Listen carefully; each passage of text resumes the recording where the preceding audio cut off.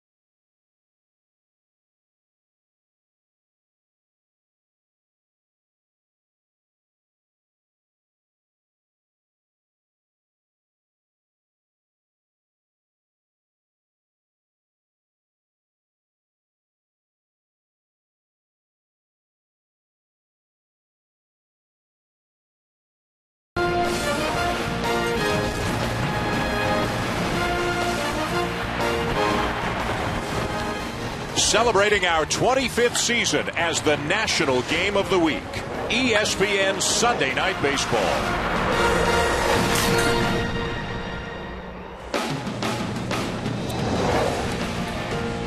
Despite a threat of bad weather today and all kinds of bad weather last night, we're good to go for baseball here at Turner Field in Atlanta. Sunday Night Baseball between the Braves and the Nationals. The Nationals, the leaders in the NL East. The Braves, the second-place team. A couple of teams with their sights set on October, they hope, if things go well over the next 7 weeks or so. First-year manager Matt Williams of the Washington Nationals. An impressive presence when you sit in his office and talk to him before the game. A no-nonsense guy. We'll talk more about him over the course of the evening. Let's take a look at his lineup tonight. Brought to you by Taco Bell. And, of course, they're without the injured Ryan Zimmerman on the DL with a pulled hamstring. They hope to get him back in September. One named down at the bottom of the lineup there is Danny Espinosa. He is a much better hitter from the right side, so he's in there against the left-hander Alex Wood. And Denard Span, the leadoff hitter, has reached base 35 consecutive games with an on-base percentage over .460 over that stretch. And that's why they are where they are, is because of guys like Denard Span and Anthony Rendon, like we mentioned in the open. But Denard Span is a guy, like Matt Williams told us in the meeting. He hits the fastball the other way, and he pulls the breaking stuff. That way he's staying on the ball and staying on it deeper. Span to lead off against young left-hander Alex Wood. This is a guy with a very unusual motion, as you will see momentarily. If you haven't seen him pitch before, he has been both a starter and a reliever for the Braves this year, and he has excelled, as you can see, as a starter. Forget the 4.8. Look at the ERA that he has had as a starter, and this is a guy with a lot of upside, a guy they're awfully excited about going forward.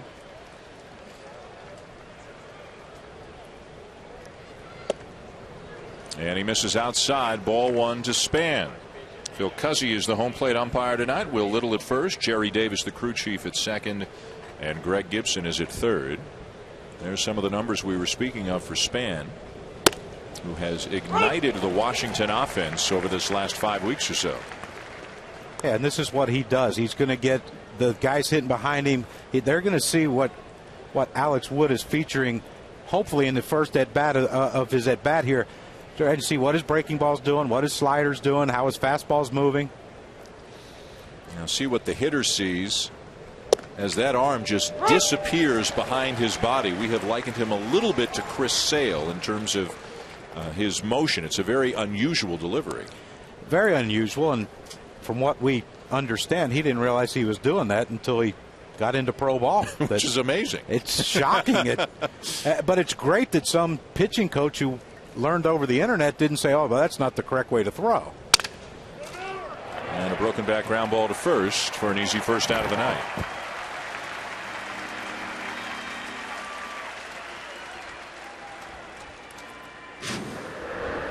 Well, here's what Denard Span is seeing right here. You see the head goes out, the front leg flies open, and it's tough to pick up his release point. Maybe the second or third at bat you might have a better idea.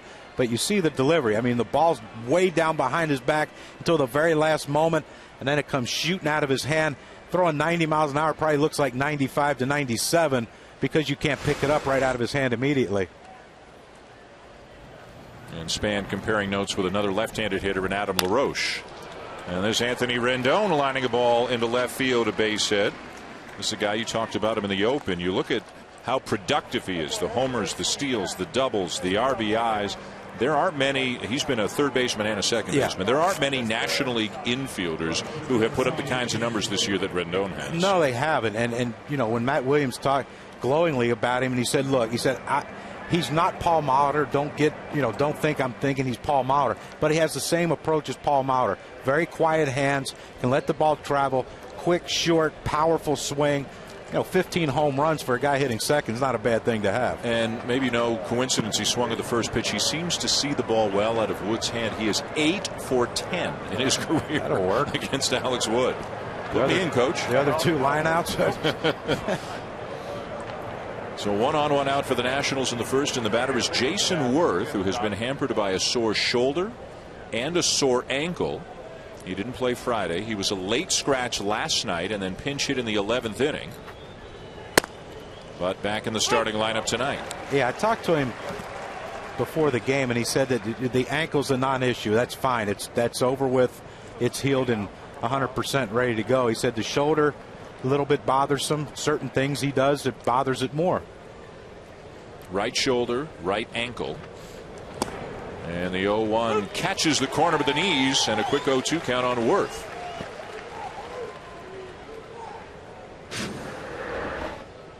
I think everyone should ask Anthony Rendon what they see, but there's a fastball, just a perfect pitch, down and away. That's the Braves of old. Glavine, Maddox, command down and away, and the rest of the strike zone will open up for you. Big hole on the right side for Worth, who gets a breaking ball and pops it out of play off to the right. It's not a full-fledged shift, but with Rendon being held on and La Stella shading Worth up the middle, there's quite a bit of room there on the right side. And 0-2, Jason Worth just trying to protect right there, but if he has the ability, if he gets a pitch away, he can just punch it right through that hole and possibly get a first to third, although Hayward does have a strong throwing arm. Pitch out, and nothing doing.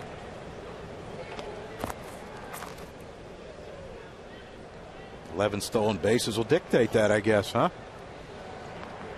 Especially 0-2. That's not a really good pitch to run unless Wood wants to get Jason Worth out with something off speed.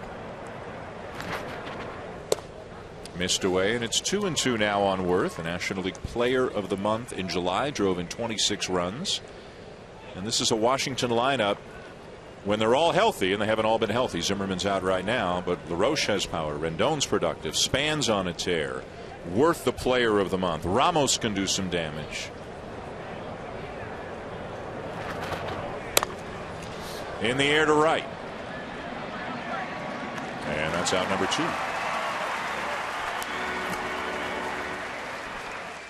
That'll bring up LaRoche, cleanup hitter for the Nationals, who last night clubbed his 19th home run of the season. And when he gets him, he's got that nice high finish to his swing. Yeah, it's a beautiful swing when he gets it. You know, when he catches one out in front like he did there last night against Aaron Harang. But yeah, it's just an easy, fluid, no overswing. You will not see him overswing to try to hit a home run.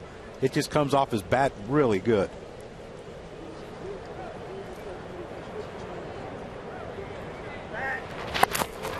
And close at first, but diving back in is Rendon.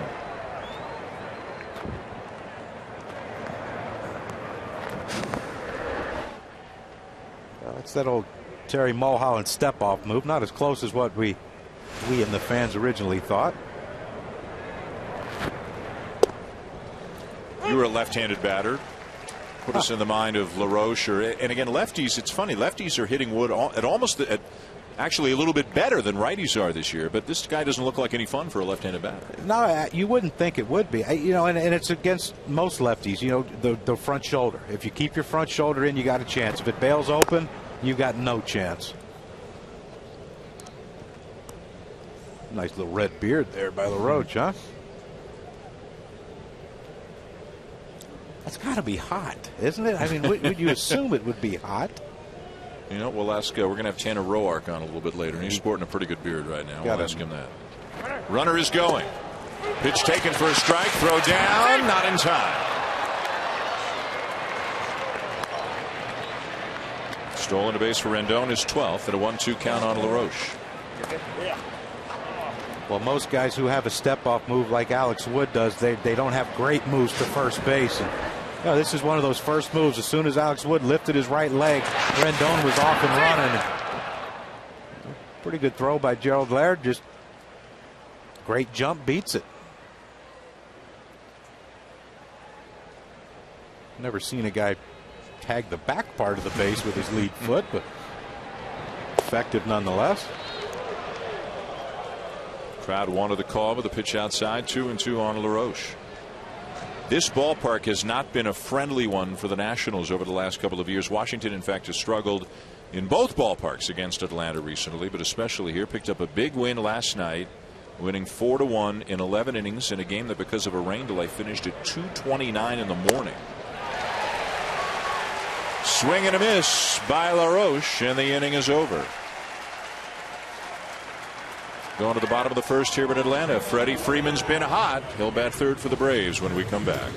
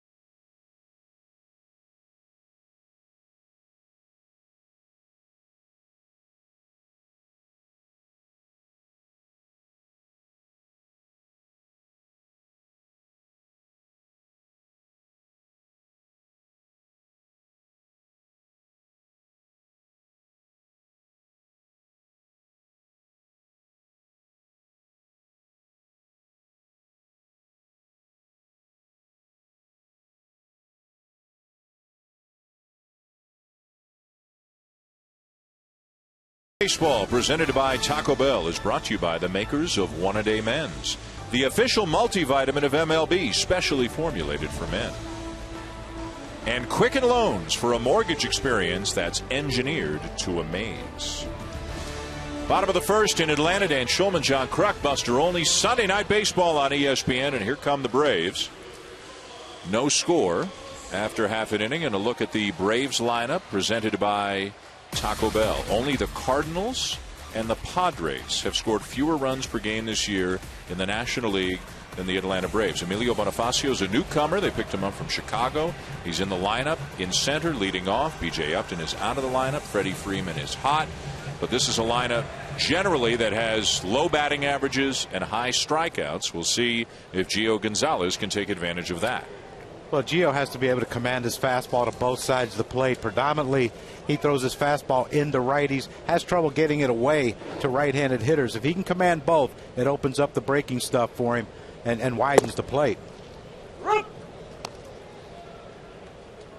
So in an effort to jumpstart the offense, Freddie Gonzalez has been turning to Emilio Bonifacio on occasion, both as a center fielder and as a shortstop. He's hit him first, he's hit him eighth. The Braves have had ongoing issues at the top of the order. They don't really have a leadoff hitter.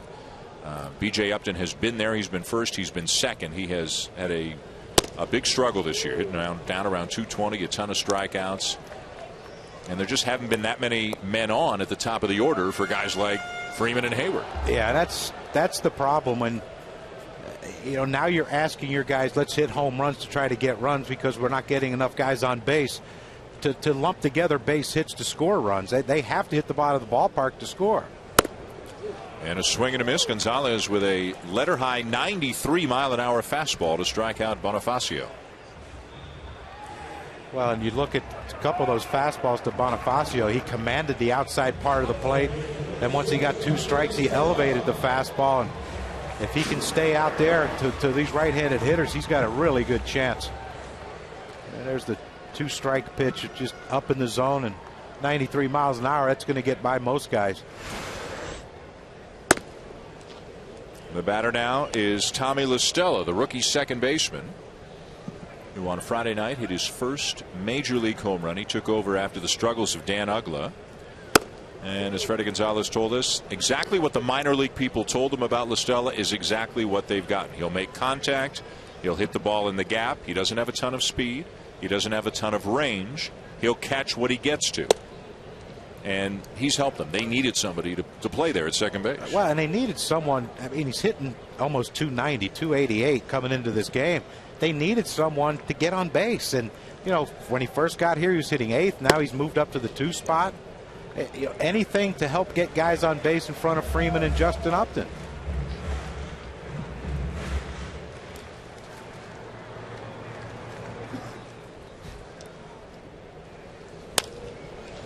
fights it off out of play. A full count now on Listella.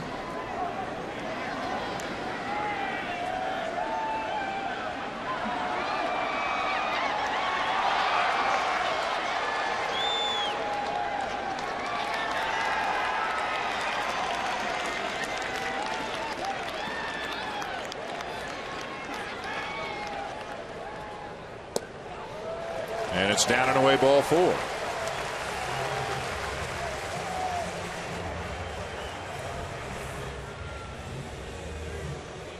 There you can see the patch for the late Braves broadcaster, a member of the Atlanta Braves Hall of Fame, Pete Van Wieren, who passed away recently from cancer at the age of 69. For many, many years, Pete Van Wieren and Skip Carey, synonymous with Atlanta Braves baseball all around the country. And the Braves have fans all over the country. And the Braves wearing a patch in his memory the rest of the season. The ultra-aggressive Freddie Freeman swings at the first pitch, and he fouls it off to the left. 0-1. Only among National League hitters, only Pablo Sandoval and Carlos Gomez swing at a higher percentage of pitches than Freddie Freeman. As Buster told you off the top of the show, he has been hot lately, and when this guy's hot, is about as hot as anybody's hot. Yeah, and when he gets hot, he can carry a team, and that's why he got the contract he got. That's why he plays against righties, lefties, and anyone else they can throw out there to try to get him out. When he's going good, it doesn't matter. Base hit right side. And runners at first and second with 1 out.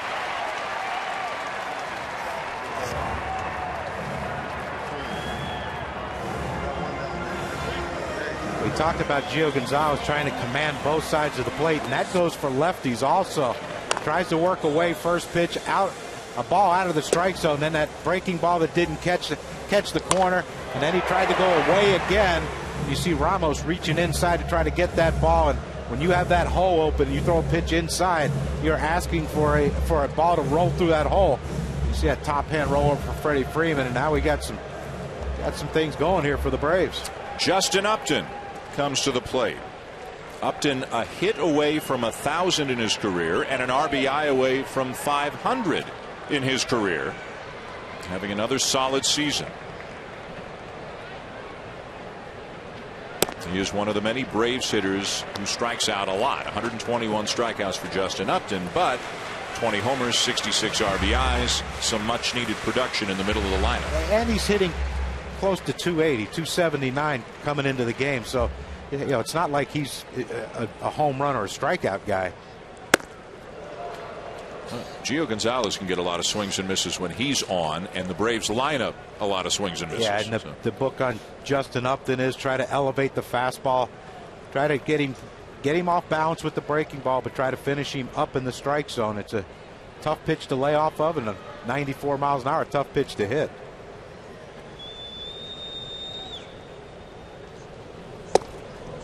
You saw those numbers after the last pitch with runners in scoring position. Last year, hitters hit 222 off Gio Gonzalez. This year, 313. His overall numbers, opponent's batting average, walk per 9, strikeout per 9, almost everything is virtually identical to last year. But his ERA is way higher, and one of the big reasons, maybe the biggest reason, is this. When he gets himself into a jam, Crucky, he hasn't been able to get himself out of it as well as he has in the past. Yeah, and sometimes, Dan, that's just, you know, the bad luck of a season. You know, you might get a jam shot base hit, or guy hits one off the end of the bat and cues one to, you know, in a hole somewhere. Sometimes it just doesn't work out for you, but his stuff is too good to have those numbers with runners scoring position. It's an interesting rotation. You know, Gonzalez won 21 games just 2 years ago. Steven Strasburg, as everybody knows, first overall pick, great stuff. But if you take away the names and just look at the numbers, it's the other three guys, Jordan Zimmerman, Tanner Roark, and Doug Fister, who are pitching better than Gonzalez and Strasburg are this year. Yeah, that's, you know, we try to predict what the rotations are going to be for postseason if a team gets in. Matt Williams got some things to talk about. Another high fastball and another swing and a miss as Upton is out 2 down.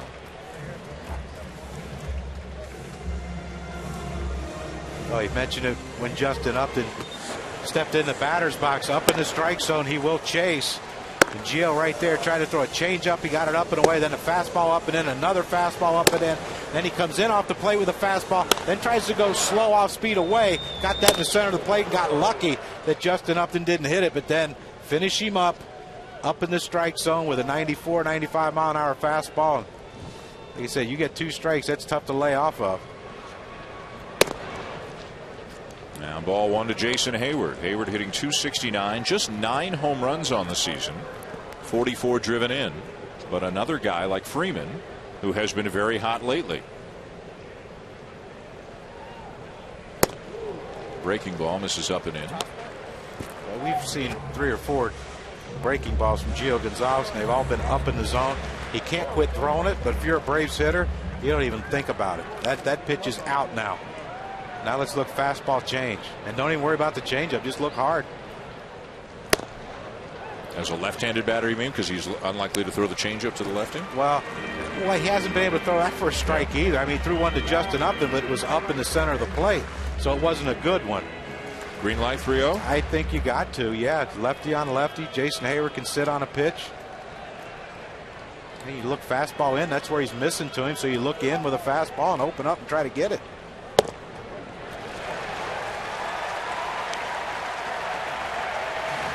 The bases are loaded.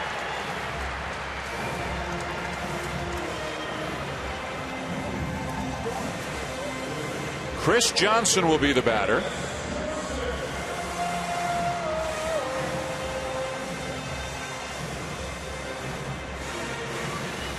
And Johnson's a guy who has a big difference in his numbers between righties and lefties. Against lefties, he's 31 out of 72 on the season.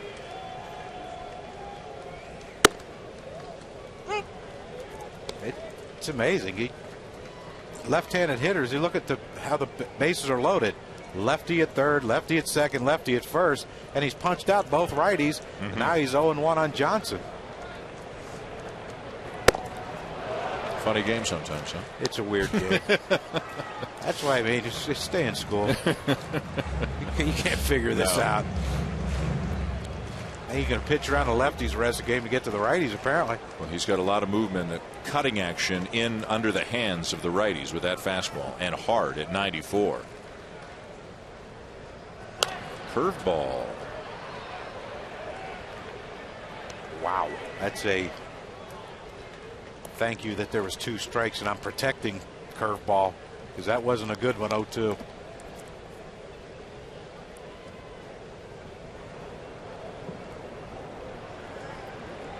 But you can get away with that hanging breaking ball when you pound the fastball inside because you got to protect against that. Fastball away. High pitch count, something that occasionally plagues Gonzalez. 27 pitches already. He's walked a couple and had a lot of deep counts. Well, I don't think that the on-deck hitter Ramiro Pena hitting 8th should have any question about what he's throwing.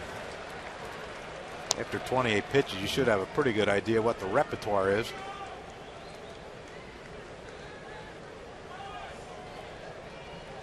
Gonzalez just 2-7 in his career against Atlanta with a 5.31 ERA in 10 career starts against the Braves.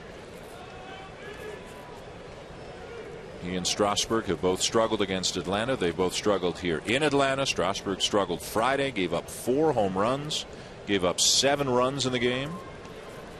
Gonzalez trying to get out of early trouble. And he will. So he strikes out 3 batters, and the Braves leave them loaded. No score. End of 1. Bryce Harper due up second for the Nationals when we come back.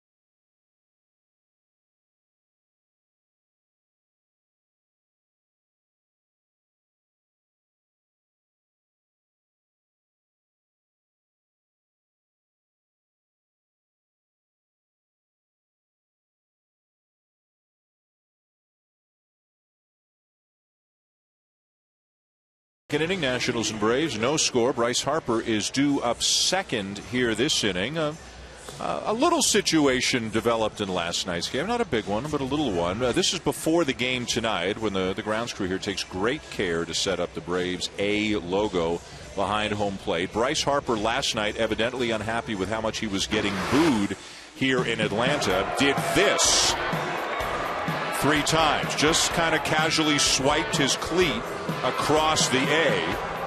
Those are 2 separate at-bats. He did it in his 3rd at-bat as well. Of course, some fans saw that. Of course, that only intensified the booing. Freddie Gonzalez didn't know about it, didn't care about it when he was told. But Bryce Harper is none too popular here in Atlanta. And we'll see if he does it again tonight or if that's yesterday's. Well, let's hope it's yesterday's news because you know you want to talk about Bryce Harper, what he's doing on the field as far as production. There's Ian Desmond with a base hit the other way to get things started in the second for the Nationals. And now he walks right in front of the catcher into the batter's box. I mean, he just does things that most players don't do. I don't have a problem with walking in front of the catcher. No. But, you know, like you said, if you're doing that and you're hitting 350, yeah. Okay, he has a chip on his shoulder. Well, when you're hitting 250 and you're doing it, it just seems like we have to talk about other things, right. Like I said, other than what he can do on a baseball field. And you could hear the booing behind us, and this is not, this is not known as a Philadelphia crowd, a crowd with which you're very familiar. But if they're going to get on anybody in all of baseball, probably here, it's Bryce Harper. Well, he's a lightning rod. I mean, he's it's why they boo Yasiel Puig in a lot of places, and they do a lot of great things on a field, and they do some things that you don't care to see. And this year has been a bit of a struggle for Harper. A lot of a struggle for Harper. He missed 57 games with a torn ligament in his thumb. And other than a walk-off home run he hit last week on Thursday against the Mets, he has struggled since he's come back. And he had some injuries last year. The knee and the shoulder, ran into the wall a few times. The power's down this year, the speed. He's only attempted 3 steals, only stolen 1. Now, to be fair, he's 21 years old. So there's probably room for growth both on the field and off the field. Yeah. And you have to remember, too, this is the first time he's ever really struggled. Mm-hmm. His whole high school, the year he played in college, I mean, he was a dominant force. And, when the first time you struggle, this should be happening in A-ball or AA for most players. He just happens to be his first time struggling in the big leagues. And how do you react? I mean, I didn't do anything really stupid when I was 21. I'm sure you didn't. Maybe I did. But I was going to say, you really going to stand by that statement? But that's what I mean. No, that's what people. You can take money, and he's a big leaguer. He has to act a certain way. He's 21 years old. Not that I condone some of the things he does. Mm-hmm. The not hustling, being benched by Matt Williams. You don't condone that stuff, but he's not the only one. Yep. Now, he is popular with Washington fans. There's no disputing that. You can see it. You can see it when you watch their games on television. Around other ballparks, though, as you said, he is a lightning rod. He is the guy that people know on this team more than anybody else.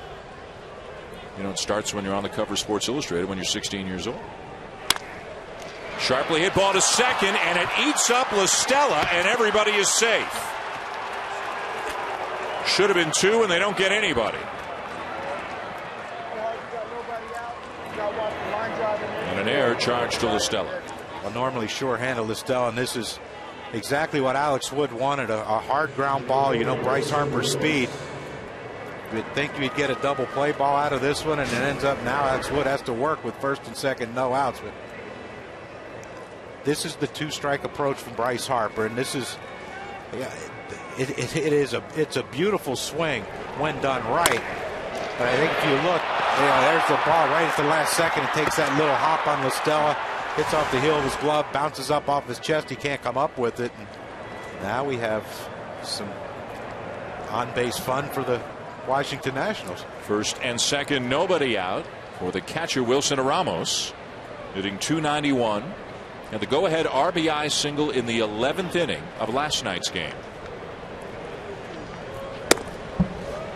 This is a guy who has battled some injuries over the last couple of years as well. And again, maybe not a household name around the country, but a pretty good bat to be sitting down there in the number 7 spot. You put Ryan Zimmerman, if they ever get Zimmerman back healthy this year, put him in there. That's the problem, though. There they're going. Come on! At least Desmond was. Desmond might have been doing that on his own because Harper didn't break alongside him. Harper didn't appear to know that Desmond was going, so maybe Desmond did that on his own or somebody missed a sign. Well, 0-1 pitch or 1-0 pitch, you wouldn't think that Wilson Ramos would swing if he thought Desmond got a good jump.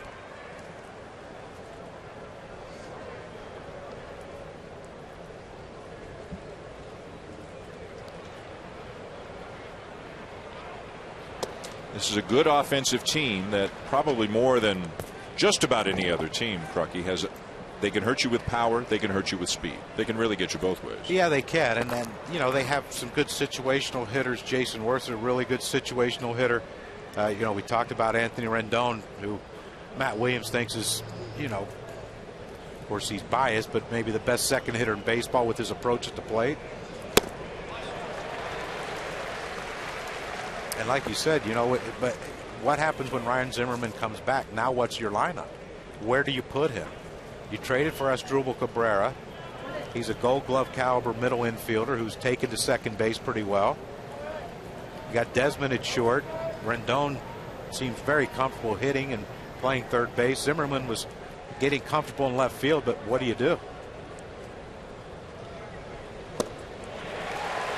And a swing and a miss by Ramos. Let's go down to Buster.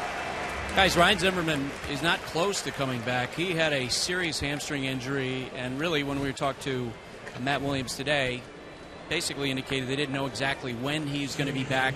They'll hope for sometime in September, and I'm sure they'd be thrilled to have that decision in front of them where to play Ryan Zimmerman. And he has been a great contributor, as you can see, over the years to the Nationals. He's had problems at third base, so he's played some left this year. He's played some first. What it really does for them, Crucky, is it allows them, if he comes back and if the bat gets up to speed quickly, against a tough lefty, they could sit down LaRoche and put Zimmerman at first, or they could sit down Harper and put Zimmerman in left. Good movement on that pitch, but it winds up down and in on the appeal. No swing, and it's ball one to Danny Espinosa. It gives them an extra body and a lot of flexibility. It gives them a lot of flexibility, and it makes your bench that much better. When you can sit down a regular player who has 400 or 500 at bats and sit him a game, and now your bench becomes that much better. And we know in the postseason how important a bench can be for a National League team. 2-0 the count on Espinosa, the switch hitting infielder who is not a regular anymore, but the acquisition of Asdrubal Cabrera. Generally speaking, Cabrera will play against righties and Espinosa will play against lefties. Espinosa's even talked about giving up switch hitting, as you get a look at Cabrera, but not wanting to do that until the offseason, wanting to have a winter but a spring training to see what it's like as to hit righties as a righty, something Shane Victorino did, remember, right in the middle of a season. But Espinosa's had a lot more success from the right side of the plate. Yeah, and that's, I'm sure Shane would be open to talking to Danny Espinosa about the changes and what to expect, but it's just repetition. A right-handed hitter against right-handed pitcher, you haven't done it. It's just repetition. You got to get used to it. I think he'll be fine.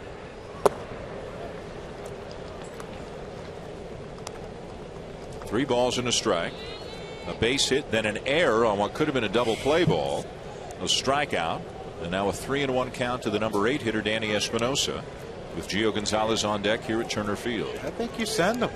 Pitcher up next, Gio Gonzalez. Not a great hitter at 107, but I think you try to make something happen here. Not going. The count is full. Do they do it 3-2? The thing you want to do with one out is you hate to have Espinosa hit into a double play and then have Gio Gonzalez leading off the third inning. So I think you got to, he was aggressive with Wilson Ramos hitting. Why not be aggressive with Espinosa hitting.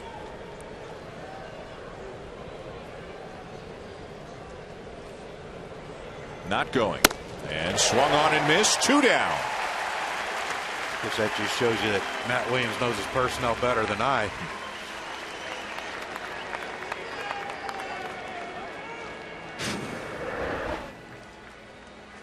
Well, there's the deception of Alex Wood again, showing it late and then throwing that fastball. I mean, pretty much center cut right down the middle of the plate. Sometimes, and I can speak from experience, that's the hardest pitch to hit. Right down the middle of the plate? Couldn't decide. Do I pull it? Do I hit it the other way? By then it was too late, and I hit a grounder to second. So 2 down, and here's the pitcher, Gio Gonzalez, a rarity in that he's a left-handed thrower, right-handed batter. And 3 for 28 with 13 strikeouts on the season.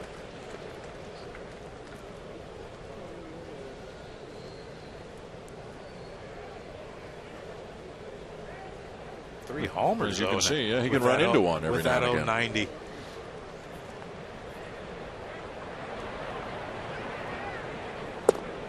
Oh, 2. I don't think he picked that up well. Just by the fact that it almost hit him in the leg.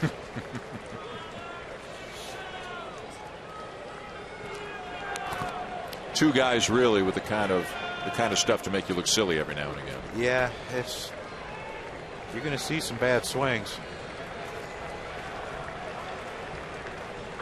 Inning over. Wood bounces back with 3 straight strikeouts. No score going to the bottom of the second.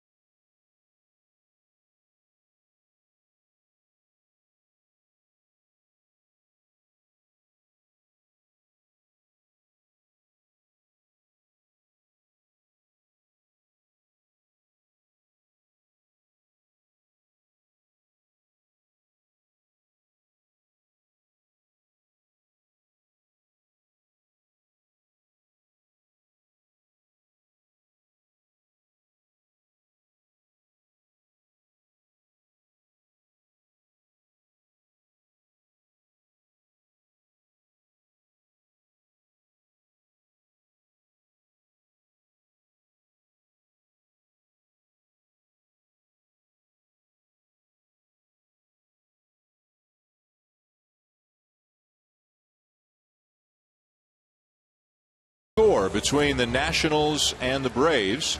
Atlanta coming off an 0-8 road trip and have lost 9 out of 10. For those of you who may just be tuning in with us tonight, here's the situation. Atlanta's 4.5 back of Washington for first place in the National League East after the teams have split the first 2 games of this series.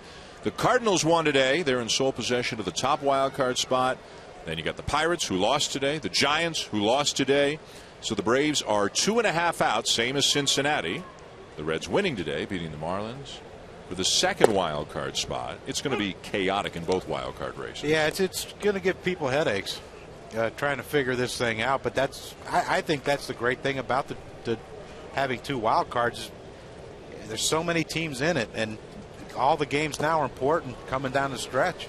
And somebody with 86 wins could get into the playoffs. 3 National League Central teams have a chance. That would be an interesting wild card game, isn't it? Two teams very familiar with each other. Atlanta got off to a very solid start this year. Their starting pitching in the month of April was absolutely outstanding. They began the year 17-7. And Gerald Laird strikes out in his first at bat. Since then, though, they're 42-50, and they had a historically bad road trip. Went 0-8, went to Los Angeles, went to San Diego, went to Seattle. Freddie Gonzalez said, hey, we were playing well, lost 2-1 to Kershaw, lost an extra innings to Greinke, but 0-8's 0-8, the longest road trip, longest winless road trip the Braves have had since they were the Boston Braves in 1949. Now, they came home and won Friday night, lost last night. But, boy, imagine losing 8 in a row and then that flight from Seattle back to Atlanta all the way home on the heels of an 0-8 road trip. That's a tough pill to swallow for the Braves. A lot of deep thought and a lot of chatter amongst the players. And it's not going to get a whole lot easier. After Washington leaves town, 2 more first-place teams come in. The Dodgers and then the A's. And then no easy road trip going to Pittsburgh and Cincinnati. No, this is going to be a telltale sign for the Atlanta Braves.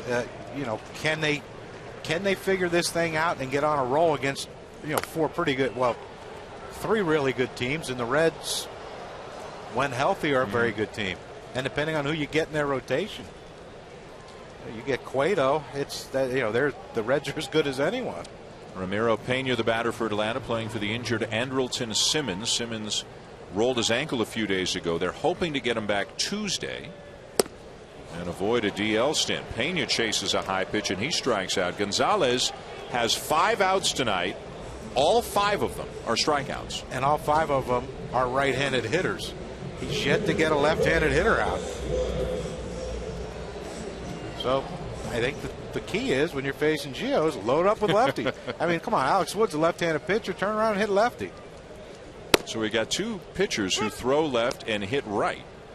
As Gonzalez starts Wood with a strike. By the way, the Braves-Dodgers game tomorrow night on ESPN, and 1 week from tonight, Sunday Night Baseball is back here as the Braves host the Oakland Athletics. Yeah, I'm looking forward to getting in that Oakland clubhouse, and they seem to have a. You'd fit in perfectly on that team. Yeah, I don't. You don't what? Really? Yeah. Oh yeah. Yeah, because they enjoy the game of baseball. If it keeps going the way it's going in the Oakland rotation, John Lester would make the start on Sunday. And that would be not a bad thing for us. There's a lot to talk about there. Still weird seeing him in the green and gold, the white shoes.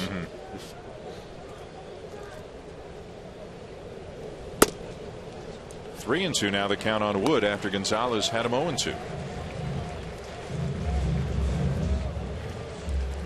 Hit 0-45 and he can't throw him a strike. 6 outs, 6 strikeouts for Gio Gonzalez through 2 on Sunday Night Baseball here in Atlanta.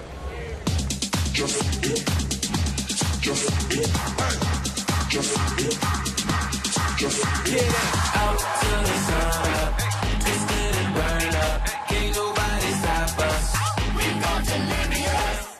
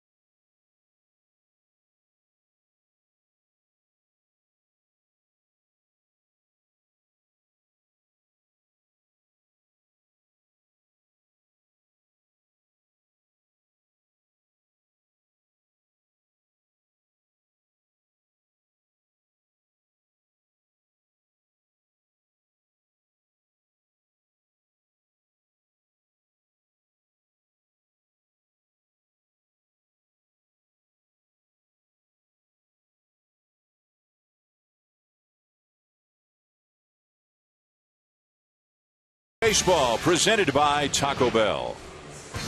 The Washington Nationals, the Atlanta Braves in a scoreless game going to the third. The Nationals leading the National League East, trying to get back into the postseason. They did not make the playoffs last year. 2012, of course, Rockies, you well know, they had a great year, won 98 games, but then had a heartbreaking loss in the fifth and deciding game of the division series against the St. Louis Cardinals last year. Had some injuries, had some guys underperform, missed the postseason. Now this year they're back in first place. How good can this Washington team be? Well, look, if Steven Strasburg pitches up to his capabilities, Gio Gonzalez, going into the postseason, if you pick the teams that are now leading and the two teams in the wild card, you have to think that they have the best rotation going into the postseason. The back of their bullpen is unbelievable. Tyler Clippard, Drew Storen, and of course Soriano, they're closing games for him. But this is the thing, their offense. Can they be consistent enough? Can they stay healthy? And if they can stay healthy, there's no reason why they can't be the dominant team in the National League heading into the postseason. And you can see how consistent they are from a pitching perspective, both in the rotation and in the bullpen. Matt Williams has some arms at his disposal. A pretty good job for a new man, a first-time manager, to get at the major league level. But boy, doesn't he seem like he's been doing this for more than 4 months? He seems very comfortable. When we met with him today, he seemed very in tune that, when you played against him, it was no nonsense. This is the right way, this is the wrong way. There's no gray area. And he's put that into his team. Span will ground out for the first out. Buster, before the game, you asked him where that no-nonsense attitude came from. Yeah, that's exactly right. And he said, well, I am the son of a cop. His mother, Sarah. And he mentioned that he was the youngest of 5 children.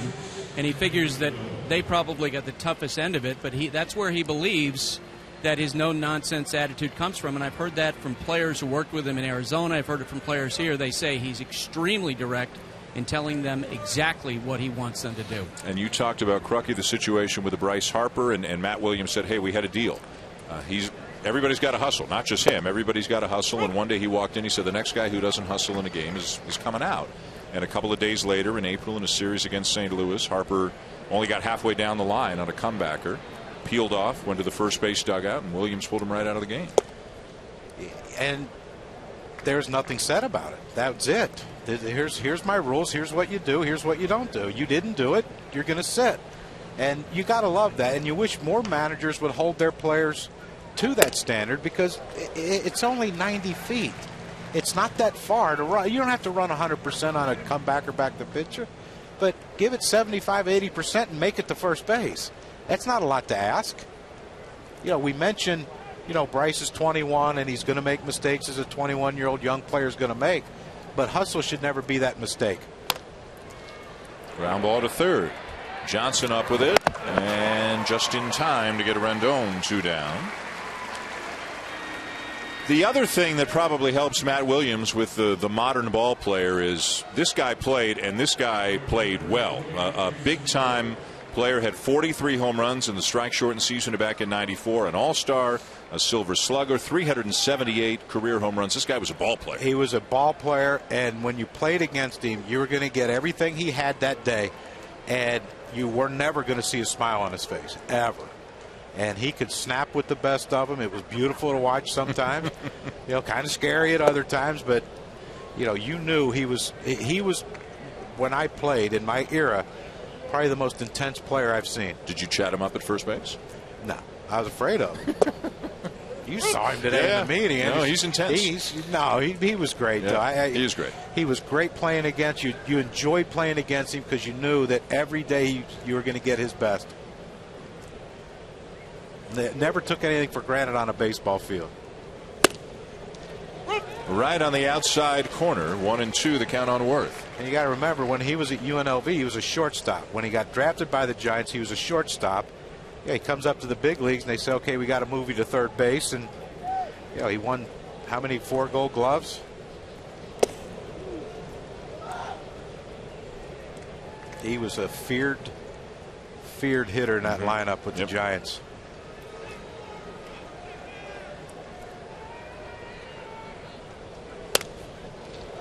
Worth fights it off.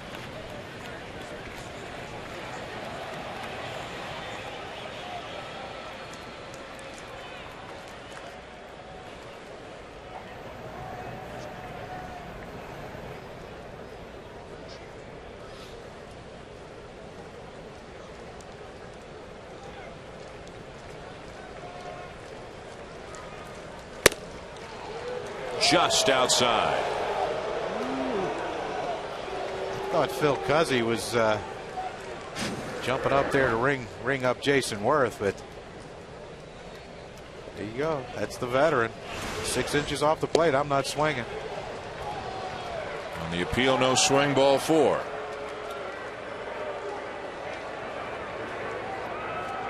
Let's go back down to Buster.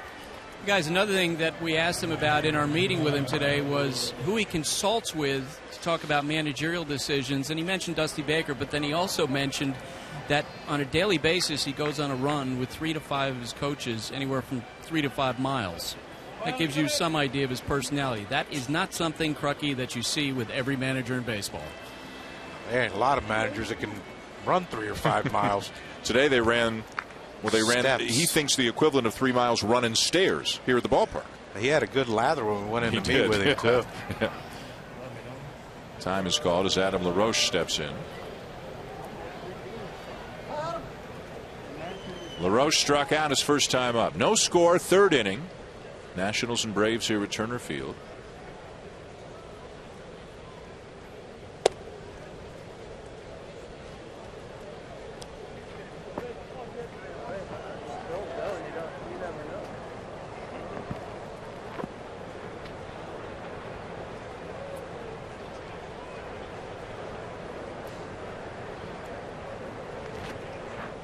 Beards are back in vogue. Not just the Red Sox last year. Lots of teams have them. Worth's looked like that for a while. LaRoche's looked like this for a while. And we'll visit with Tanner Roark, starting pitcher for Washington in the bottom half of the inning. And Matt Williams said, yeah, one day he looked clean shaven. The next day he came in and he had a full beard. And he said he loved it.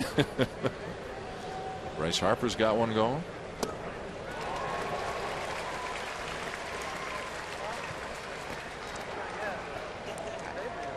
Just looks hot. That's looks exactly hot. right. Yeah, That's, you're right.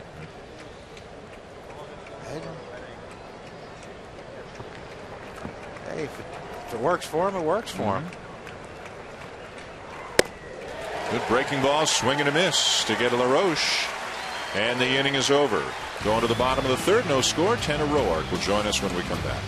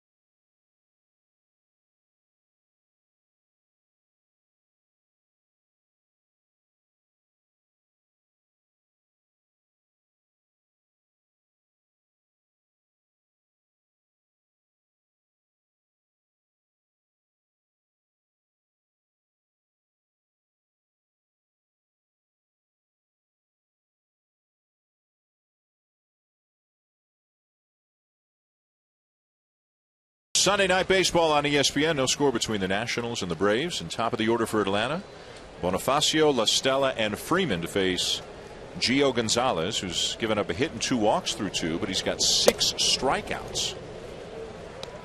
All of them swinging through 2 innings. And all of them righties. Hasn't gotten a lefty out. The righty hasn't made contact yet. There we go. Fair ball, 1 hopper down to third. Bonifacio retired 1 down as we take you down to the Washington dugout and bring in starting pitcher Tanner Roark. Tanner, thanks for joining us tonight. Hey, thanks for having me. Seeing Gio with a lot of swings and misses, but you've seen this before. Yeah, he's pumping 95. I saw up there on the board. He's feeling good.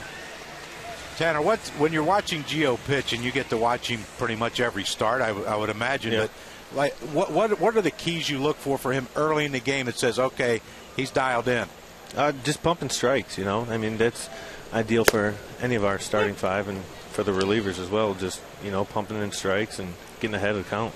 You've got 5 guys, Tanner, on any given day who can go out and pitch a gem, win you a ball game. It's a very deep rotation. What's the competition like between the 5 of you? We're a tight bit. We like to mess around and joke around a little bit. We got a little competition going on with see how many hits we could get out of starting pitchers. So it's always loose in here. There's a ball popped up back of third, and now the left fielder Harper comes in to make the catch. So you are second in that competition right now to Jordan Zimmerman, it looks like. Yeah, he had a hot April. He's cooled off since. Yeah. He swung in a little bit the other day against the Phillies. Yeah. So he got I think his 7th hit. Didn't Strasburg last year hit over 300? Yeah, didn't he win the Silver Slugger? You're ahead of him right now. You're 5 for 45. He's 4 for 45. I know, but I've been struggling lately. So, like in this competition, if you have a nice lead, are you hoping that the 8th hitter doesn't get on so you can free swing it and you don't have to bunt? I mean, I know you're not rooting against your guys. Right. But, we always like to go up there and swing, hack, especially when we're taking BP at home. We get out there before everybody else, and the last round is usually the home run round, trying to go get into it a little bit. Who's got the most power? I mean, Strasburg, he has so much power to opposite field. It's unbelievable. So he's definitely got the most power, I would think.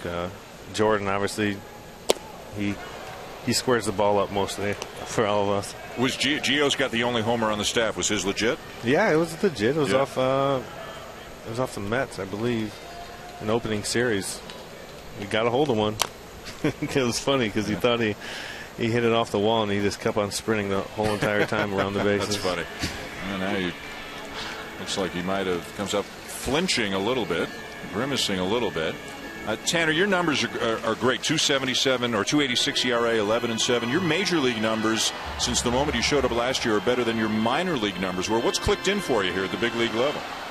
Just the mental aspect of the game. Just not letting little things get to me. If there's an error behind me, or if I make a good pitch and there's a blue pit, you can't tip your hat, when they get that hit and just go right after the next guy. Who's helped you the most with that, Tanner? When I was in the minors in 2012, I just had a mental year, and that's the year I believe was my greatest year. So it was Greg Booker, Tony Beasley, and coordinator Doug Harris. I mean, we all sat down and talked about it, and it was a tough year because I'd get in my own head, and once you do that, you get in your own head. You can't stop it. It was just kept on pouring out. Strikeout number 7 for Gio Gonzalez. Tanner, thanks for joining us. Good luck the rest of the way. Hey, thank you very much, guys. The strikeouts continue. The zeros continue here in Atlanta.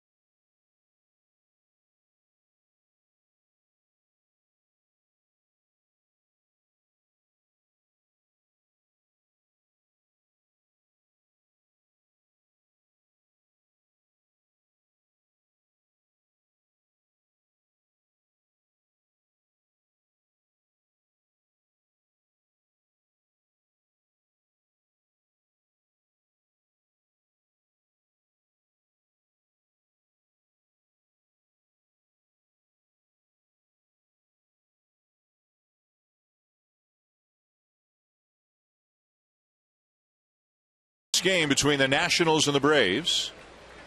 Ian Desmond, who had a base hit his first time up, a swing and a miss on the first pitch he sees from Alex Wood. Wood threw 3, 2 hits, 1 walk, 5 strikeouts. So there have been 18 outs recorded in this game, Crucky, and 12 of them have been strikeouts. I guess it goes to show you don't need a lot of gold glovers in the field to be competitive in this game.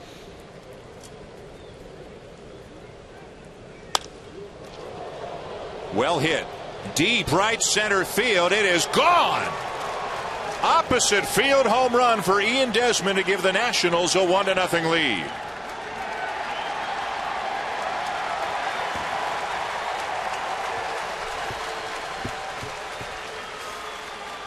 First pitch of the at-bat, Alex Wood threw him an off-speed pitch, and Ian Desmond pulled off trying to hit one deep to left field. But this is a great sign if you're the Washington Nationals. That's a pitch middle in.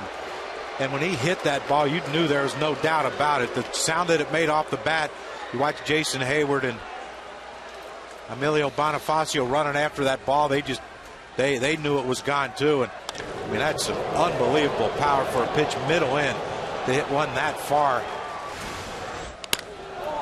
Now Bryce Harper, first pitch swinging, the ball carrying the left center field, and Bonifacio runs it down. For Desmond, even though he'd been in a long slump, came in 9 for his last 60. He's been so productive at times this year. That's his 70th RBI. He's 4th in the National League in RBIs this year. He is one of those impact players, and his shortstop play has gotten a lot better. But the power that he possesses, and you talk to people around baseball, they'll tell you that the ball comes off his bat about as good as anyone in the game. I mean, when he squares it up, it comes off with something on it. I mean, to have a shortstop now in the top 10 in the league in home runs and the top 5 in the league in RBIs, you don't see that much.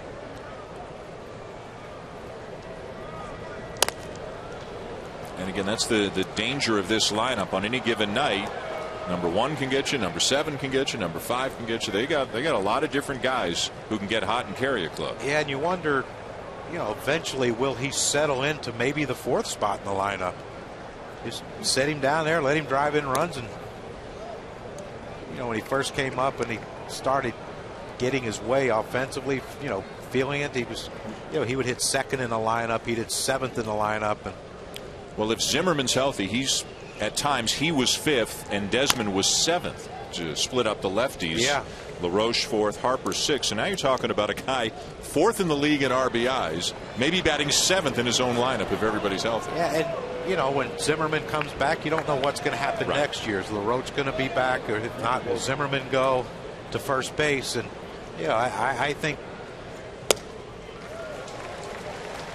And Ramos frustrated with himself for chasing a pitch up and out of the zone. I think settling down, like, you'd love to have the first 4 guys in your lineup. Okay, here's who's hitting first, second, third, fourth, pretty much every single day. And, everyone needs a day off, of course, and injuries, whatever. But I think if you say, okay, Ian Desmond, you're our 4th hitter, go produce, I think he would take that and run with it. Well, Matt Williams told us he loves the combination of Span first, Rendon second. He is dead set on keeping those 2 guys there, and with good reason. Span gets on base a lot. He's got very good speed. Rendon keeps the ball moving, is the way Williams said it to us before the game. He can use the whole field. He can hit the ball through the right side to either advance Span or score Span if he's in scoring position. He loves the 1-2 combo.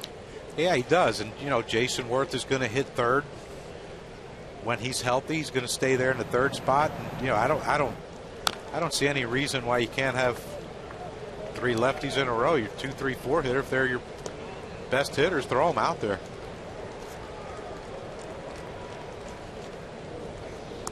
And then you get Bryce Harper playing to his potential. He can hit 5th. Zimmerman can hit 6th. I mean, you got all kind of options. Pretty good lineup. 4th in the National League in runs scored this year. High fly ball to right. Takes Hayward back. Room to make the play. Espinosa retired and the inning is over. but a run on the board. Ian Desmond goes the other way for his 19th home run of the season. And heading to the bottom of the fourth, the visiting Nationals now have a 1-0 lead on the Braves.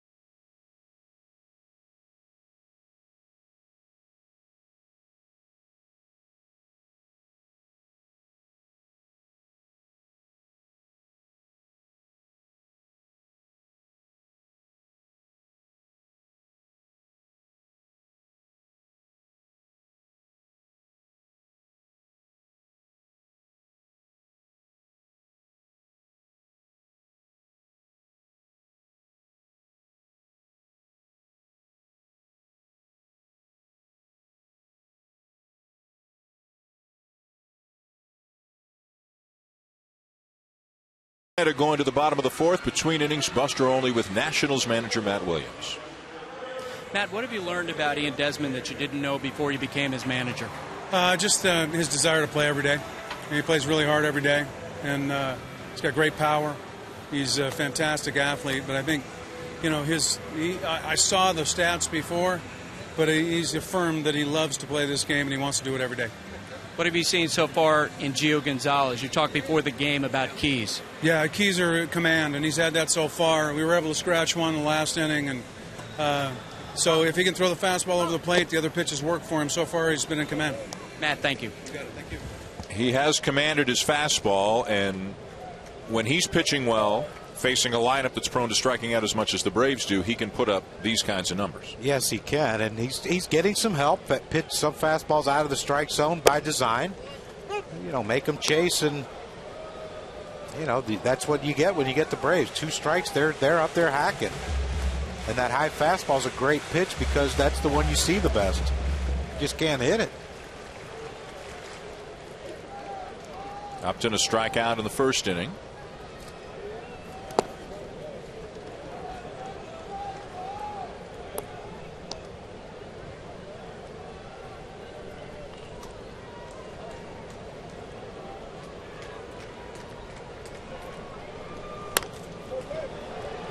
He's not messing around a whole lot too. He's saying, here's my fastball, hit it if you can. Well, that's, you know, that's smart pitching. You know, until you prove you can hit it, I'm going to keep throwing it. Working very quickly too. We don't mind that. His defense doesn't mind it.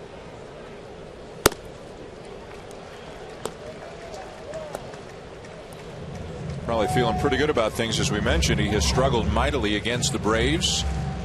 And in this ballpark specifically, these are his overall career numbers against Atlanta. That's a pitch that's been a very good one for him because Atlanta hitters have been chasing it, but Justin Upton didn't. Well, second time through the lineup, maybe, you know, Justin Upton's telling himself, I'm not going to chase up. I'm not going to chase up. Not going to chase up.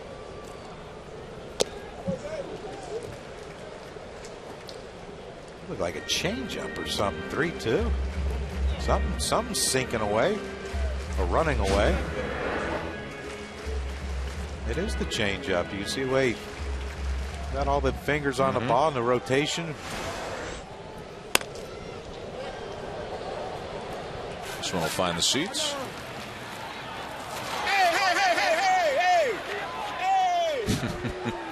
I think somebody down there wants that baseball. I think it's the guy with the hat. Okay, I let you have that. I mean, he's got no chance when there's an 8-year-old kid sitting there. I mean, she's getting the ball. 9th pitch of the at-bat upcoming.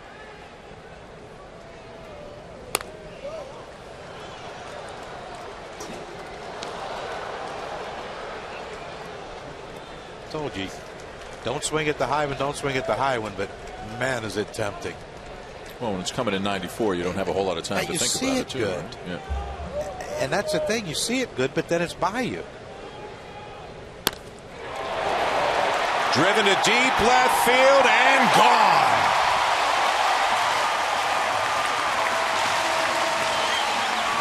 Hit 1,000 and RBI 500 come on the same swing of the bat for Justin Upton.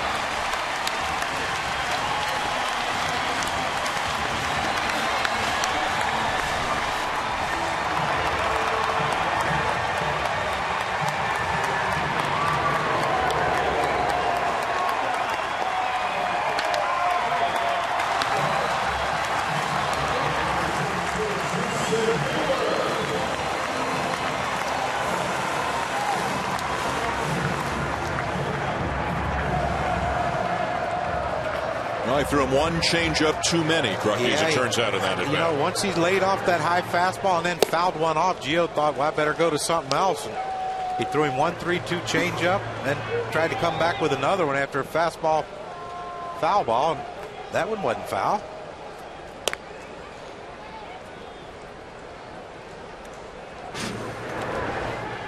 Well, after high fastball, there's the changeup grip, the changeup. Pretty much stayed center of the plate. And what better way to get your 1,000th and 500th than one swing and then to tie the game to boot. Big 2-hopper to first off the bat of Jason Hayward for the first out of the inning.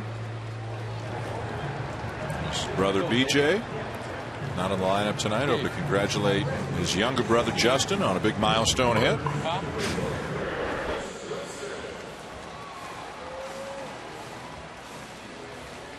Was it pitch selection or pitch location? Pitch location. It's a changeup that stayed pretty much thigh high. Out over the plate where you can get a good look at it. Not that one that he fouled off that was running away from him. That one pretty much stayed straight.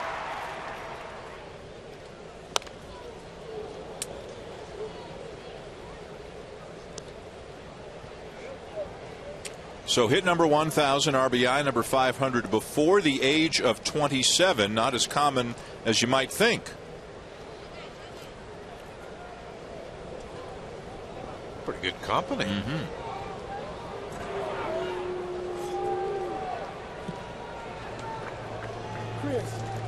Got a feeling Mike Trout will join that group. Maybe before he's 25, the way he's going. Yep. Johnson struck out his first time. Cannot lay off the high fastball.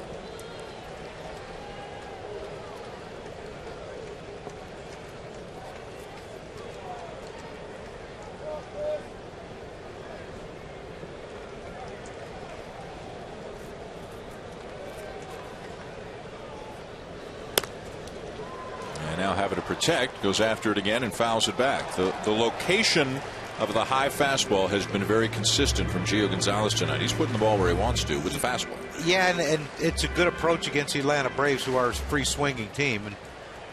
And when you can, if it was an 88 to 90 mile an hour fastball up, you could be asking for trouble. But he's, like Tanner Roark said, he's been sitting at 94, 95, pretty consistent. One thing that a strikeout pitcher can sometimes get into is a high pitch count. It's your pitch to contact ground ball guys who can have quick innings.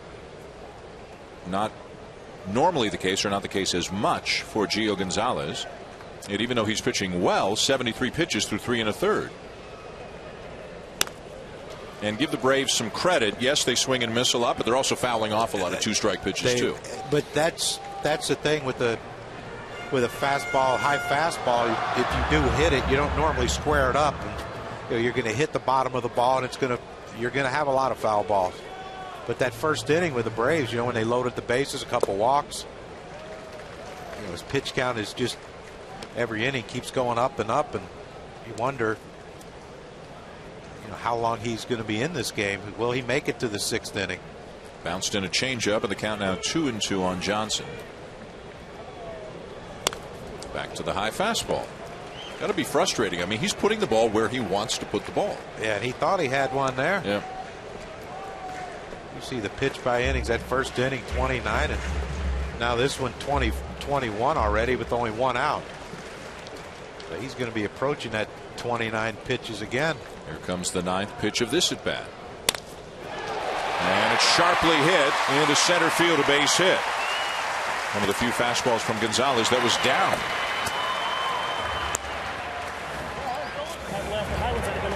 Well, you wonder why the fastball up is so hard to hit, because it takes a lot of strength to get to the fastball up, and Gio has been throwing that thing up there, and the Braves keep swinging at it because it looks so good. But you see the explosiveness through the strike zone. He's been able to throw it for a strike up and then a ball up when he needs it to get a swing and a miss. And that pitch to Freddie Freeman right there looked like it was cutting away from him, also on the upper quadrant, up and away quadrant of home plate. But the one down that Johnson just hit for the single, he just dropped the bat on it. So from the time kids are 12 years old, you're taught keep the ball down, keep the ball down. Why can he be so successful up? Well, one, he throws 94, 95. That helps. You don't want to. You never saw guys like Mark Burley and Jamie Moyer getting guys out up in the strike zone. They had to pitch down, change speeds, pitch with movement. That's the thing I never understood, because it's so much easier to hit the ball down. Hitting the ball down and hitting it up in the air is another story, and that's why you're told to keep the ball down. But if you have a good fastball, that fastball up is as good as it gets. I mean, our colleague Kurt Schilling, he could dominate you down in the strike zone, but when he needed strikeouts, he can elevate 96, 97, and it really does. You got to get behind home plate one day, someone throwing 95, and they elevate it. You see it so good. And then you sit down. And then then you go back to the dugout. And you wonder, how did I not hit that? Yeah. But as you said, it's the 94s and 96s who do that. The guys throwing 88 aren't living up there. They can't. Yeah. Because you can get on top of that one. But this is why you're seeing all these foul balls that you've talked about. Here's another one. Fastball up. Hit the bottom of the ball. And pitch count sore. Gerald Laird getting the start behind the plate for Atlanta tonight. 11-inning game that, as we mentioned earlier, ended at 2:29 in the morning here locally after a 3-hour and 41-minute rain delay. So Freddie Gonzalez giving Evan Gattis the night off.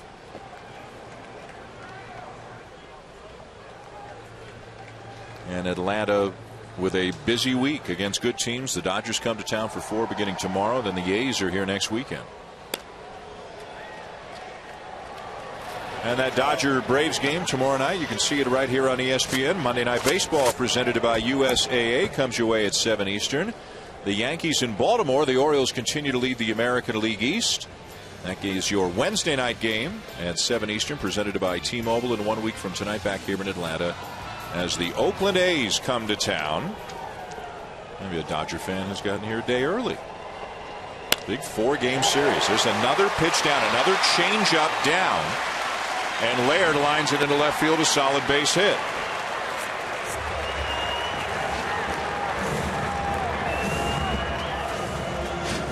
Well, the success Gio Gonzalez has had is with the ball up in the strike zone. But again, another changeup. Justin Upton hit the changeup for a home run, and here's another one that a changeup's not designed to be in the strike zone. It's designed to be in the strike zone to start, and then drop out of the strike zone, and the change of speeds is what gets you. But he's keeping it in the strike zone. And that's why these Braves hitters are getting good swings at it. And the pitching coach, Steve McCatty, is out to the mound to talk with Gonzalez. 2 on, 1 out. The batter is Ramiro Pena, who, as we mentioned earlier, is filling in for the injured Andrelton Simmons. Arguably the game's best defender at any position. This is from the other day, covering third base.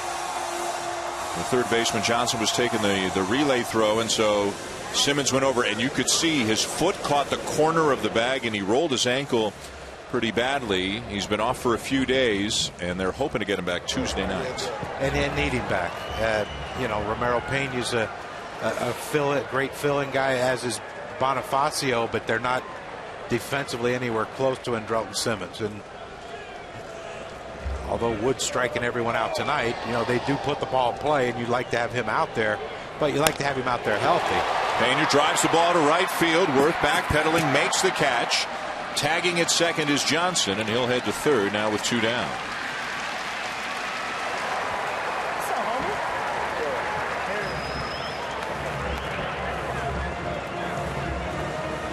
And Gonzalez will face his counterpart, Alex Wood, with 2 on and 2 out. He struck him out his first time up.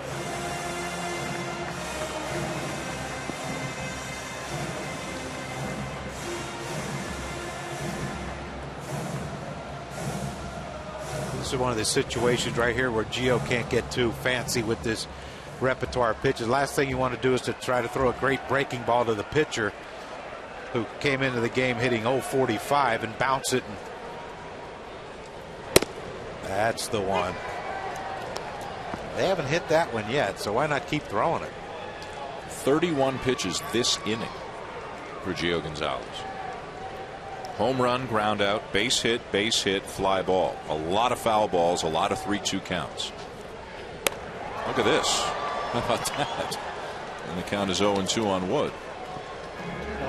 You come in the game .045, you got all kind of tricks up the sleeves. Either that or why not? What's it gonna hurt?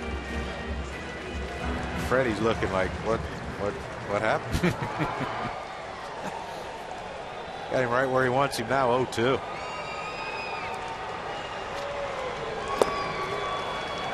And the inning is over. A run in on the homer by Justin Upton to tie it at 1 here in Atlanta.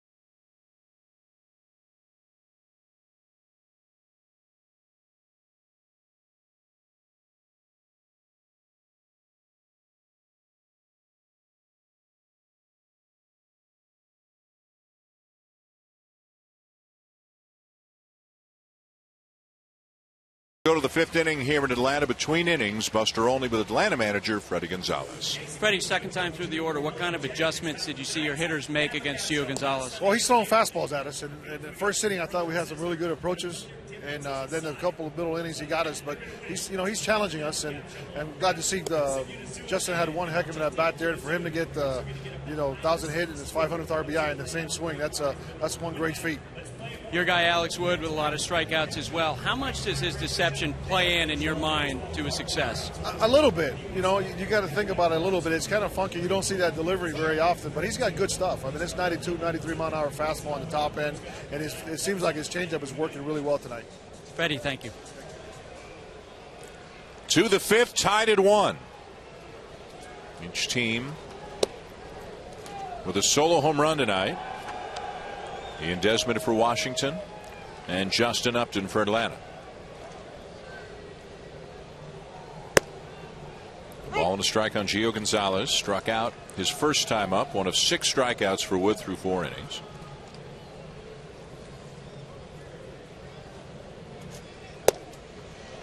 Little change up there. The pitch that Freddie Gonzalez was talking about. 1 and 2. Well, this is an inning. If you're Alex Wood, you'd love to go 1, 2, 3 rather quickly and make Gio go back out there after throwing over 30 pitches last inning. And a breaking ball to get him swinging for out number 1.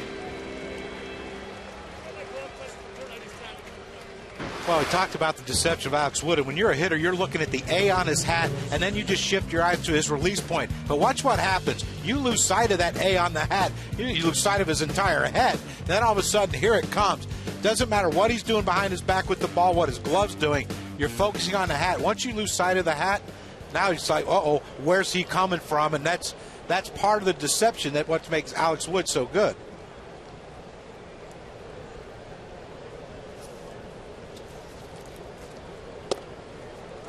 Span shows bunt, and he takes a strike. Yeah, you see how he wraps the ball back around his way back in his hand. He leans back. You see the glove come flying up. And then he opens up his front leg, and he comes at you with a lot of different body parts moving towards you. But like Freddie said, though, 92, 93. To right field and deep, and it is over the head of Hayward and off the wall on the bounce, and Span is into second as he extends his hitting streak to 14 and his streak of reaching base to 36 consecutive games.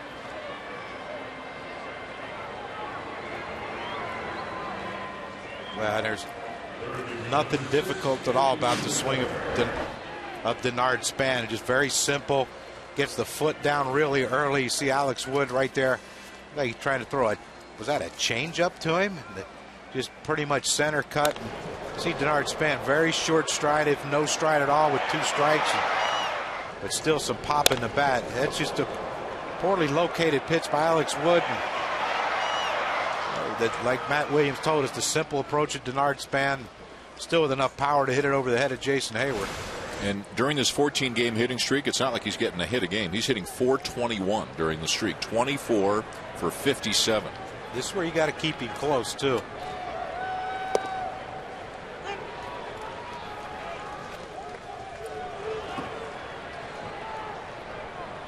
Only Jose Bautista has had a longer streak this season of reaching base. The Blue Jay outfielder, 37 games. That was earlier in the season. Denard Span at 36 and counting right now.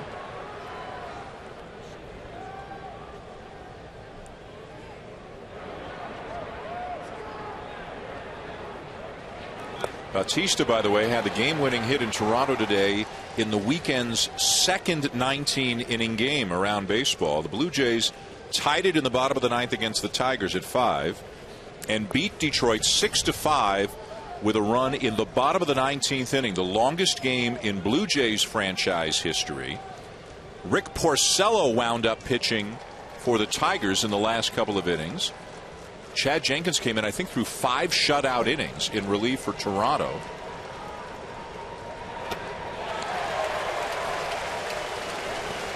All 3 games, as Rendon strikes out, all 3 games in the series, Crucky, featured a blown save in the 9th inning and eventually a 1-run win.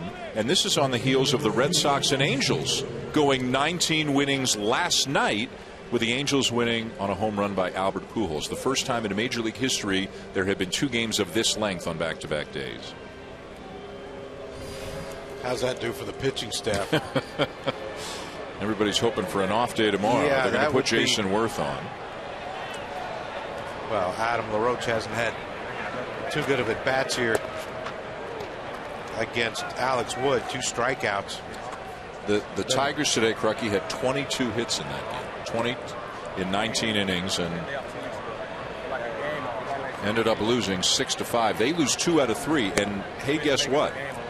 The Kansas City Royals are a half game out of first place in the American League Central. The Royals extended their winning streak to 7 today with a 7-4 win over San Francisco. Greg Holland got the save.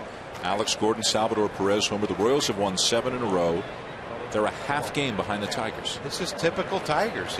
We think they have the best team in the American League, but yet they seem to like to keep teams around and make it interesting. The Royals right now are also in possession of the second wild card spot in the American League. Let's send it down to Buster.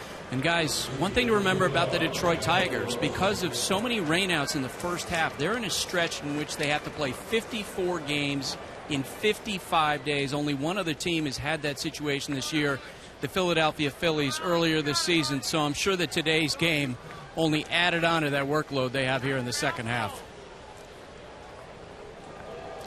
I'm sure you're going to see some guys get sent out and fresh pitchers come up from AAA to fortify the bullpen. Well, and also they just put Anibal Sanchez and Joaquim Soria on the DL today. So they've got Tigers have some pitching issues to deal with right now. Yeah, and you never thought that starting pitching would be an issue with the Detroit Tigers. But if Anibal Sanchez is down, then what do you do? Who's coming off the waiver wire? It was Jabba Chamberlain, by the way, who blew the save in the 9th inning. Joe Nathan had the blown save yesterday. Nathan eventually pitched in the 17th inning of that game before Porcello pitched the last 2. And I was wrong. Chad Jenkins pitched 6 innings in relief to get the win for the Blue Jays today. This also, by the way, was a David Price start for the Tigers. He went 6 innings and gave up 4. Robbie Ray has been called up by the Tigers to take the Sanchez spot in the rotation. Kansas City's been such a team of streaks this year. They've had so many hot stretches and so many cold stretches. And that's what's going to make that division fun too, because if Kansas City, like you said, they're hot now, can they maintain that? If they can, we're going to have a fun race. If they can't, they continue to play inconsistent. Yes, he did. And LaRoche strikes out for the 3rd time in the game. Still tied at 1. Top of the order coming up for Atlanta, meaning Freddie Freeman bats 3rd.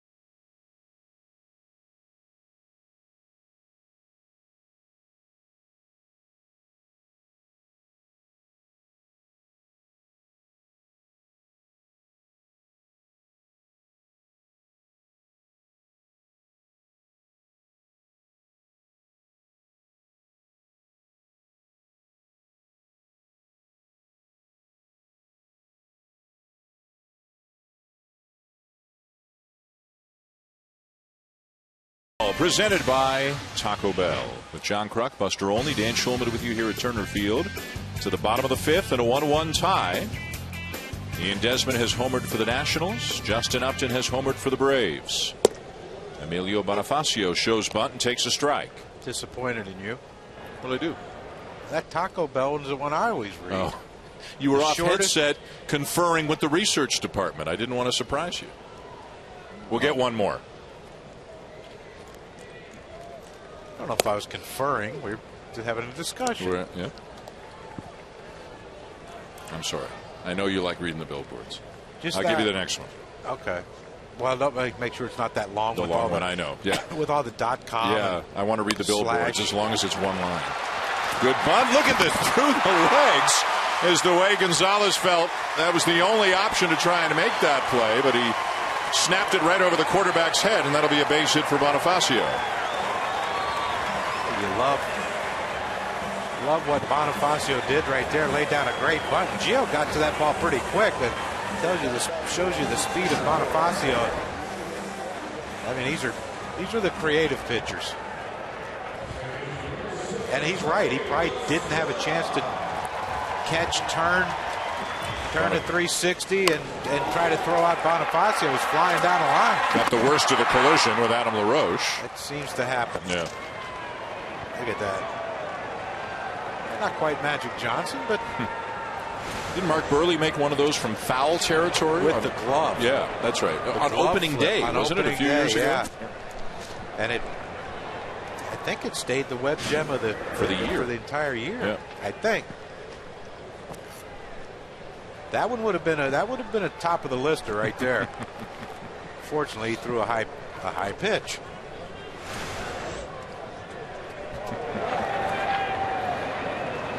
The batter is LaStella. What do you think the Braves do? Specifically, what do you think Freddie Gonzalez does going forward? The acquisition of Bonifacio, maybe not an everyday player, but a guy Freddie knows well. He had him when he was with the Marlins. He knows his strengths and weaknesses. Versus B.J. Upton, who just has not been able to get on track. Yeah, that's the tough one because, like you said, Bonifacio is probably not an everyday player anymore at this point in his career. But, you know, a great super utility guy can play anywhere and plays anywhere well. And, you know, the hope is that B.J. Upton just figures it out. But, you know, you have to start thinking, will he? And, you know, I know they put in tireless work with him. And when you talk to people around the Braves that, you know, B.J. Upton's put some work into this thing. And he's tried different approaches at home plate. You know, he's tried to get rid of that swivel high leg kick and all the different hand movements and everything. It just, nothing's working right now for him.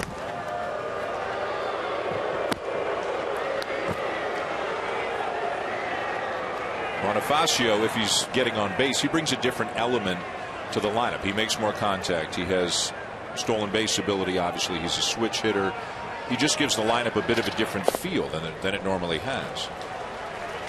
Yeah, it's an interesting feel. I mean, he's a more of a prototypical leadoff hitter. Get on base, use his legs, bunt like we just saw right there, bunt for hits, and that's not something the Braves have had in the last few years. Ball four to LaStella. The Braves are in business here in the fifth inning with Freddie Freeman coming up. And Freeman has had his successes against Gio Gonzalez in the past. That's the last home run that a left-handed batter. June, that was back in 2012. This is the most recent home run that a left-handed batter has hit off Gonzalez. And that was in April of this season. A moonshot down the right field line for Freeman, who with a base hit tonight in 2 at-bats is now 7 for 23, a .304 average with 2 homers and 2 doubles against a pretty tough left-handed pitcher.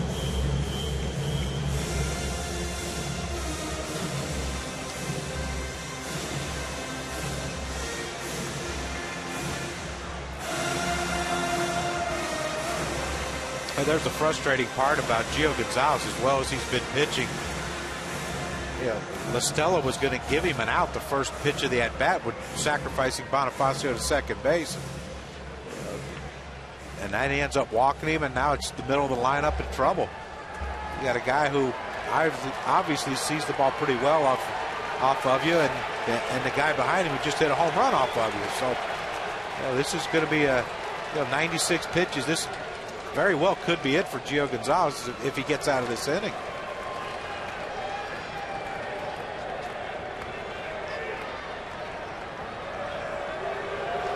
And there's activity in the bullpen as we speak.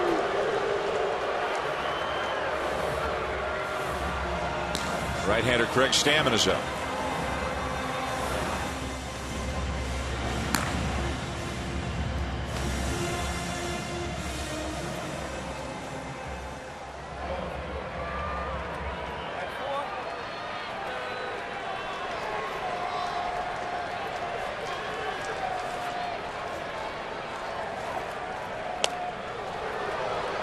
In his last start against the Mets, Gio Gonzalez was removed after 89 pitches. He had worked into the 7th inning, and he was visibly unhappy when he gave the baseball to Matt Williams. And he's not reached 100 pitches in any of his last 4 starts. And some of that's based obviously upon how well you're pitching, not just that's based upon a variety of factors. But Gonzalez was unhappy to come out of his last start when he did. We'll see how much rope Matt Williams gives him here. 1-1 on Freeman. I think the rope's going to be dictated by Freddie Freeman. If Freddie gets on base, or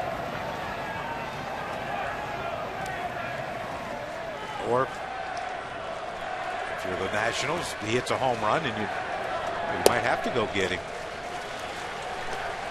And that could have been the conversation. This is your guy. Get this guy. You're going to be well over 100 pitches after Freeman hits, or not well over, but over 100 pitches. And the guy behind you just hit a home run, so we might want to give him a different look.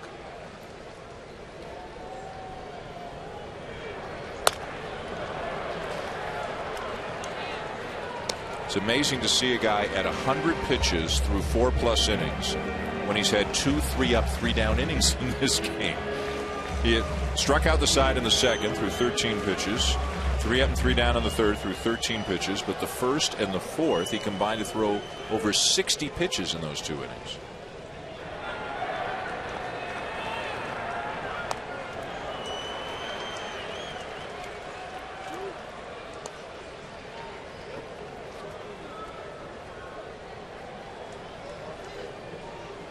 Second and 3rd inning was special.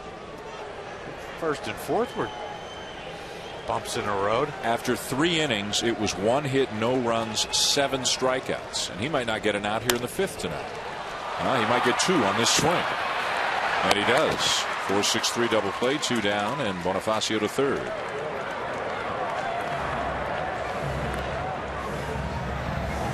What do you think? Matt Williams is asking Randy Norris, bench coach, and Steve McCatty, his pitching coach. Yeah. Well, this could be, do you trust him enough to pitch around Justin Upton, or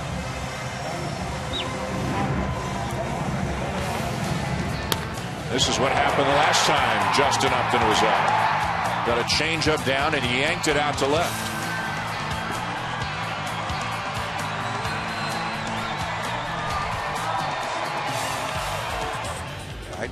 I heard Matty Williams whistling down there to his catcher Wilson Ramos, like, pitch him tough, don't walk him, and don't give him anything to hit. Now, if he's selective enough to take 4 balls without swinging, then you should get him out. On deck is the left-hand hitting Jason Hayward. So you would think, even if Justin Upton were to walk, that Matt Williams would likely let Gonzalez stay to face Hayward. Yes, and I think that was what the whistle was to Wilson Ramos. Like, we don't have to throw this guy a strike. He'll chase. Hop back foul, 1-2.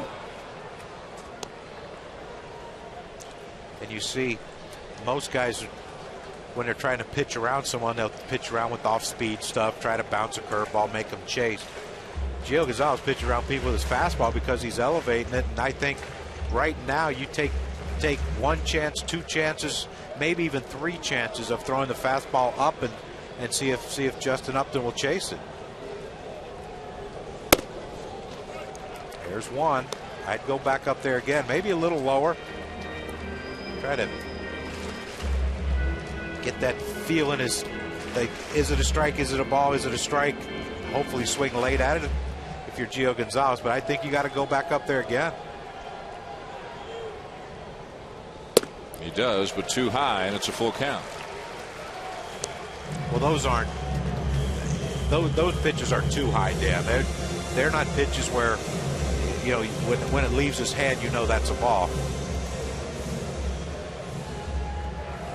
He did throw him a 3-2 changeup his last at bat, where he fouled it off, and then he ended up hitting a 3-2 changeup for a home run.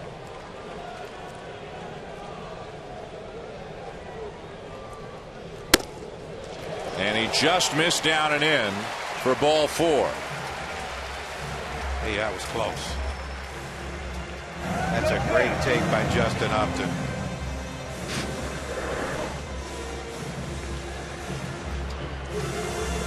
That's not far off, especially when you've seen everything up in the zone. You see Gio, he thought that pitch was so good he was going to eat his shirt, which doesn't sound like a bad idea right now. You hungry, Crooked? Well, now the wind's blowing all our papers around. I'm trying to. Well, there goes my scorecard, but what the heck? It's about time I'm done with that anyway. Here's Hayward. And this definitely has the feeling of last batter one way or the other for Gio Gonzalez. Yeah, and I think with the numbers we showed on Chris Johnson, the way he hits off left-handed pitchers, if Hayward gets on and the bases are loaded, I don't think you're going to see Gio facing him.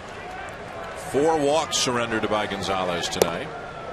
1-1 on Hayward. He walked in the first, grounded out in the 4th.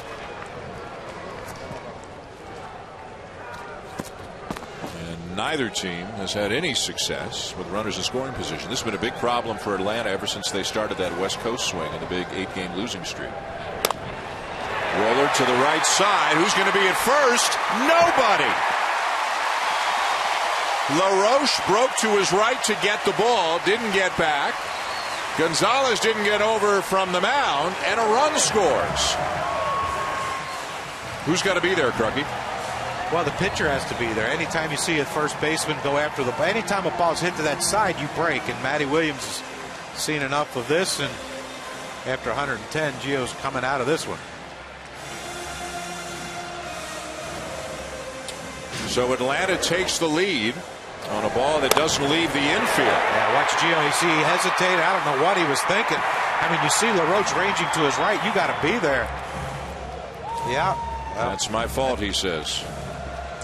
And it's the end of the night for Gio Gonzalez. He will leave having thrown 111 pitches and trailing 2-1.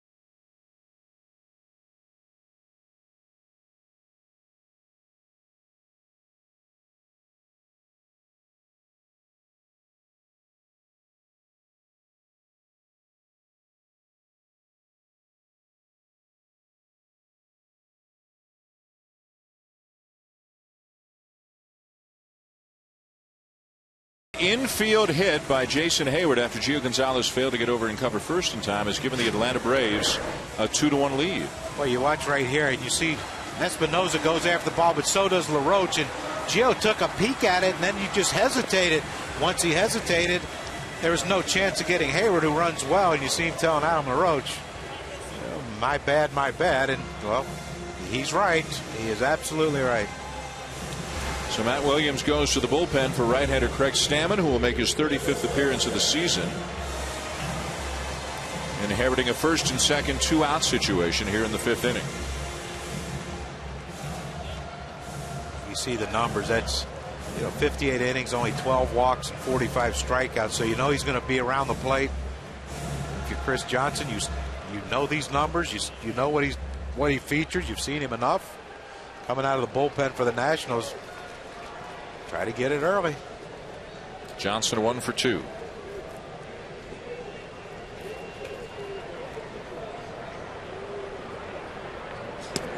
Almost hit him.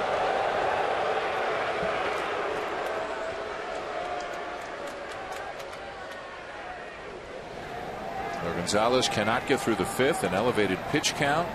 At the beginning of the night, it looked like he might be on his way to a huge evening. But lost his command a little bit. The Braves fouled off a ton of pitches, really drove up his pitch count. The slider swung on and missed. Johnson just 2 for 14 with 7 strikeouts in his career against Stammen. I think Matt Williams likes this matchup.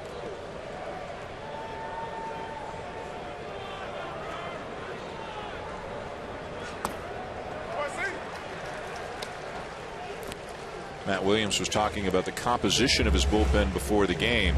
They've got great arms at the end, especially Clippard in the 8th and then Soriano in the 9th. But the long righty in Stammen, the long lefty in Detweiler, guys who can give you 2 innings. There's Clippard, who's been one of the best 8th inning guys, one of the best setup men in baseball in recent years, a 2-time All-Star. And, they get waiver deal with the Yankees and get Matt Thornton. Fly ball down the left field line and caught by a sliding Harper in foul territory to end the inning. So the Braves get 1, drive Gonzalez out of the game. But a nice sliding catch by Harper ends the inning. Atlanta leading 2-1.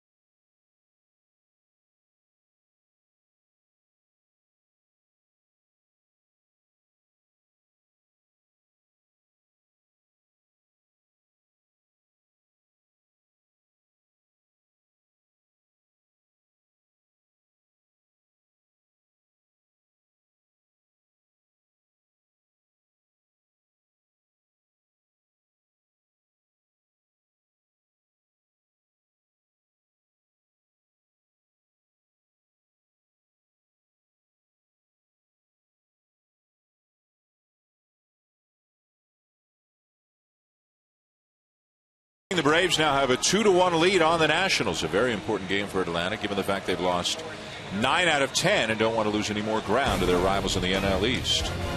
Thursday, ESPN brings you Monday Night Football preseason coverage. It'll be the Jacksonville Jaguars taking on the Chicago Bears Thursday at 8 Eastern, right here on ESPN.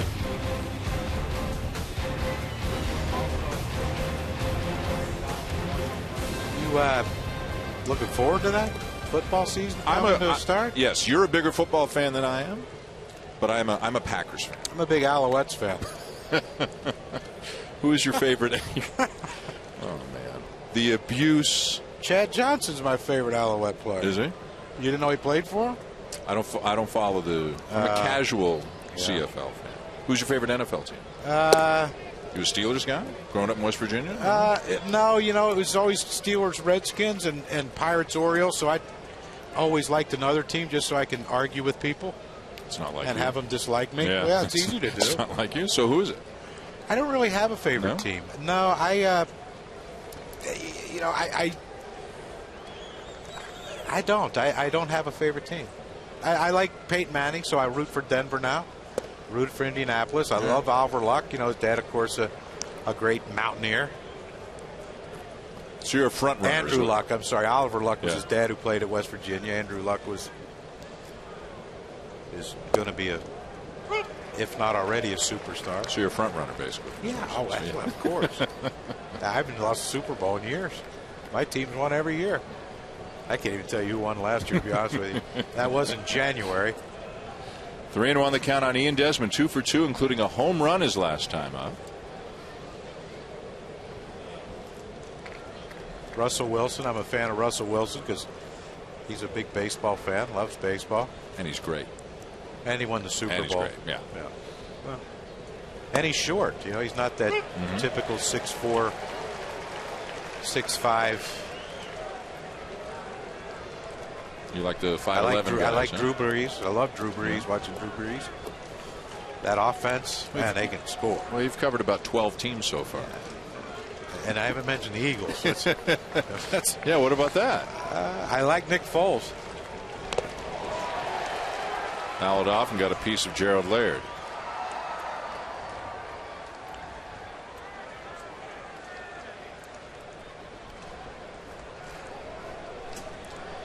Ain't enough money in the world to get me to play that position.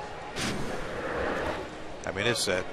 See that spike curve? You see how he had the index finger buried in, and I mean, he's absolutely lucky that ball wasn't another home run off the bat of Desmond, because that was a hanger. But it gets Gerald Laird right in that. Right, looked like it hit him in the collarbone area.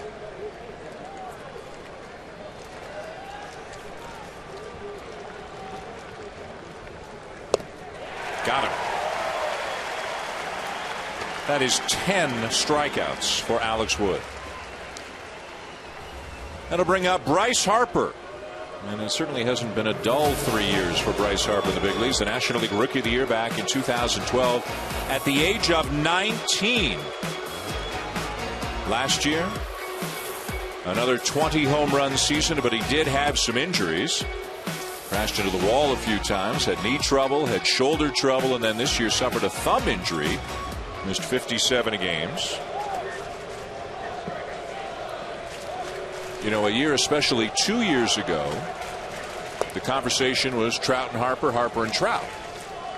And there are so many other great young players, Yasiel Puig and Manny Machado, and there are more to come. Giancarlo Stanton. Pretty good. Do you think that we have enough information to determine what Harper, what his upside is? Do you think the superstar potential is still there? I do. I think it is. Again, he's still so young. Where when most kids are still in college, he's in his third year in the big leagues. And you watch the athleticism, you watch the bat speed. It's all there. It's just, can he put it all together? And I think he has to stay healthy. One, he has to put up, a number of games. He has to play in 145, 150 games. Does he have to change his style to play in 150 games? No. But you notice.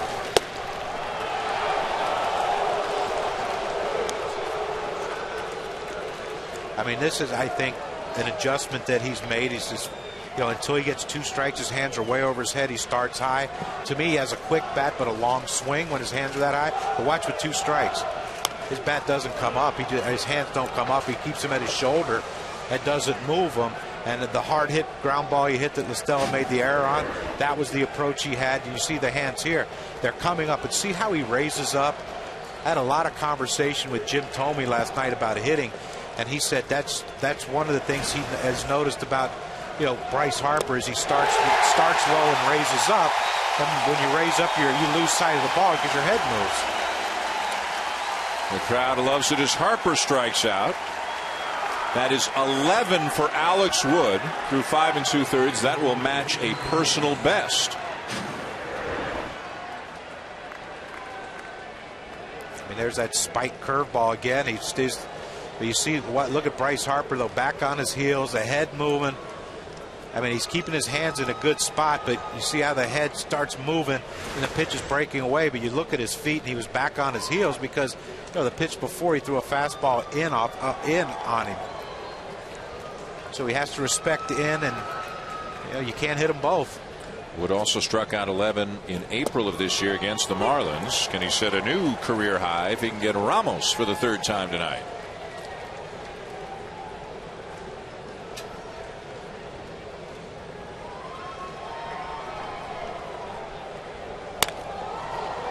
To right field.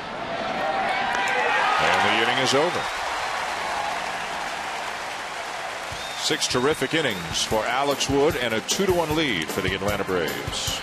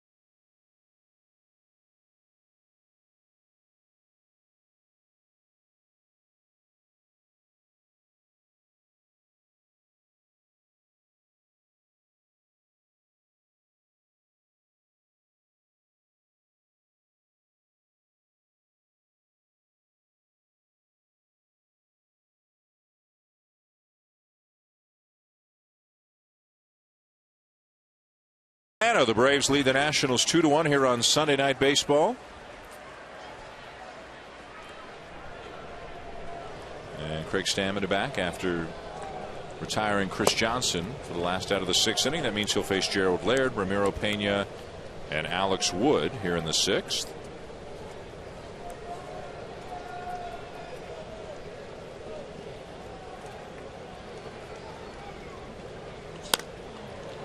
And Laird pops it up on the right side of the infield. Espinosa makes the play, 1 down. The MLB Fan Cave is back. Check out all the latest cave happenings at MLBFanCave.com. Follow at MLB Fan Cave on Twitter. And like the MLB Fan Cave on Facebook. MLB.TV Premium, the #1 live streaming sports service, celebrating 12 years. Watch every out-of-market game live in true HD on over 400 devices. Visit MLB.TV for details. That's the one I would have struggled with. Well, that's what we call 4-6. Those were 2 promos. If 5-7 are coming, you're up. I don't. Ashley's got the blue cards. You can read them over beforehand. You can practice.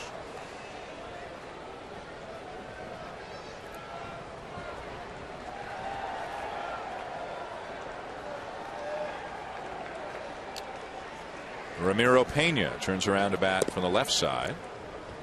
He's 0 for 2 tonight. Strikeout and a fly ball.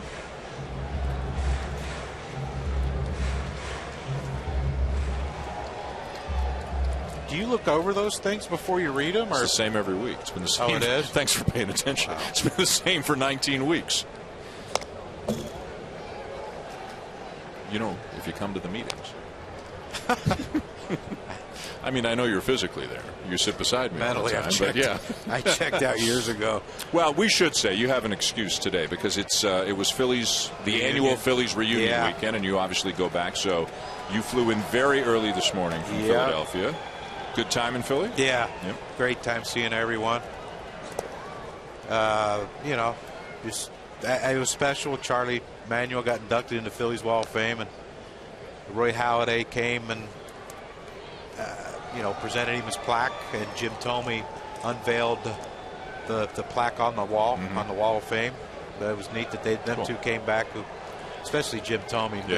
Charlie meant so much to him throughout his career. And it was interesting sitting on a bus last night with Steve Carlton and Jim Thome talking. Hall of Famer, future Hall of Famer?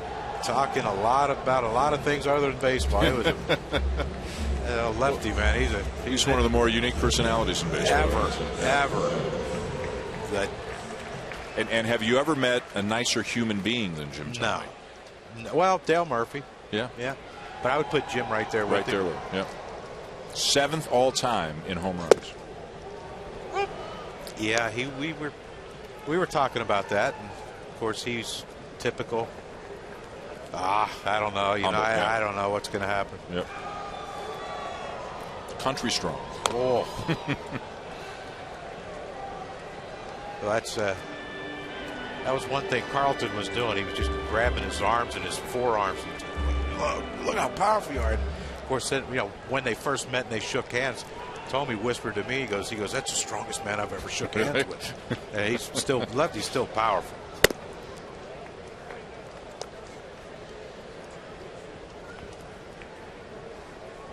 One and two, the count on Alex Wood. A couple of strikeouts tonight.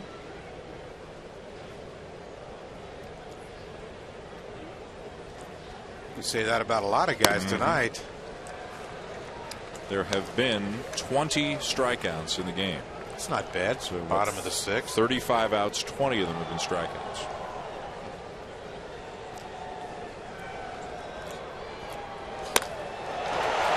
And how about this? Alex Wood, his second major league hit, a long single into left center. Come on, break a smile. He's probably tired. Throwing 100 pitches. He struck out everyone and her brother. Now he's got to run.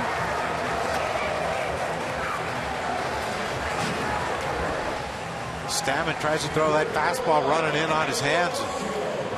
That to me is the most dangerous pitch you could throw to a pitcher because those guys are normally bailing. And it seems to bail right into the barrel of the bat, even though he didn't catch it off the barrel close enough. But look at Bryce Harper. This is what you love about him is his athleticism and his instincts. I mean, he ran that ball down, playing very shallow, of course, for Alex Wood, but he ran that ball down, kept Alex Wood at a single. Now it's going to take 2 singles to score him or an extra base hit to score him. The batter is Bonifacio for Wood. Just his second hit in the majors. 2 for 46. Think you could do that? 2 for 46? Yeah. No shot. Oh. Not even with my eyes open. And that ball gets foul. I think LaRoche might have had a chance to get that one before it got fouled. You bet left-handed? Right. I'd probably do better if I hit left. results would be the same. Yeah. There's a lot of times I wish I batted right-handed.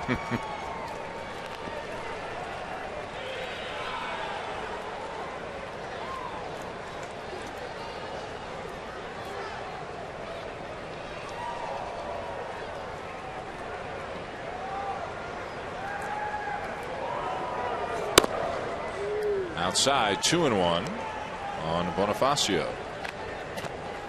A bunt single his last time up.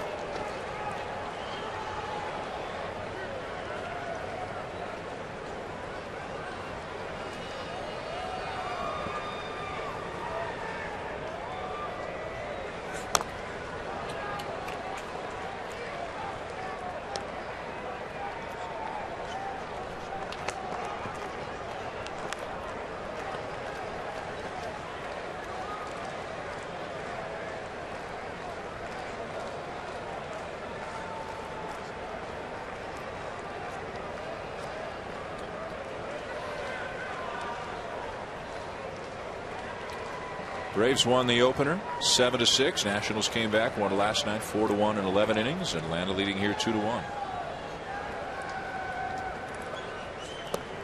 Breaking ball in the dirt, and the count is full, so Wood will be on the move.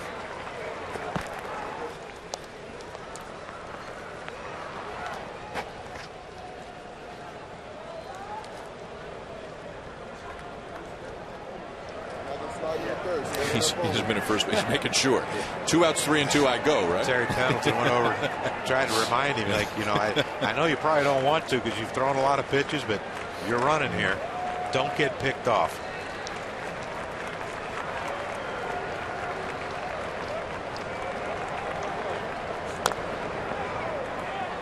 He's got to do it again. Well, this is,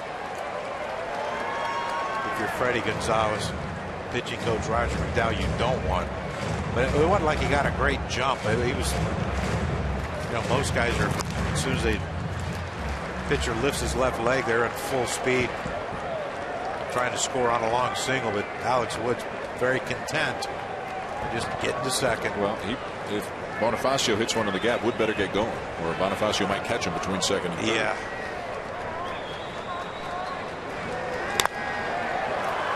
Fly ball to left. And we are through 6 at Turner Field. Braves leading 2-1 here in Atlanta.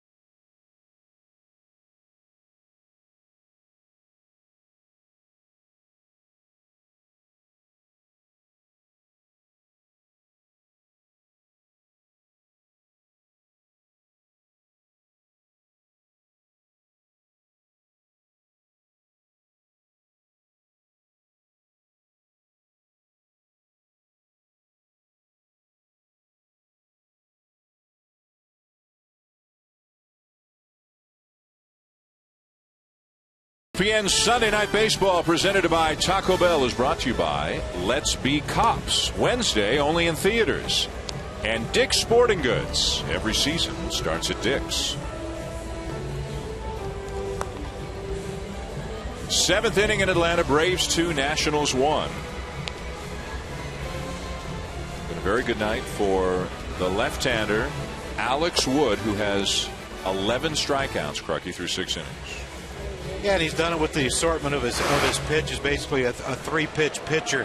There's a fastball right there, gets out of the Roach, 92 on the outer half. And then that breaking ball that breaks down and into the right-handed hitter Wilson Ramos, and then the changeup to Anthony Rendon, who has been a good hitter as the Washington Nationals has had. But it tells you the stuff that Alex Wood has featured. You can talk about deception all you want, but the fact is, he, like Freddie Gonzalez told Buster, he does have great stuff to go along with it. When he's commanding those pitches, that's why you see the Nationals with only that 1 run on the board. Now remember, if not for all the injuries that the Braves have had, who knows if Wood could be starting in the minors, he could be relieving here. He began the year as a starter with Atlanta. Irvin Santana signed late, was a little bit late out of the gate. Mike Minor was coming back from an injury. He didn't get going with the Braves until early May. So Wood started in April, then went to the bullpen. Then remember, Gavin Floyd suffered a season-ending injury. So no Beachy, no Medlin, no Floyd. Beachy and Medlin missing the whole season.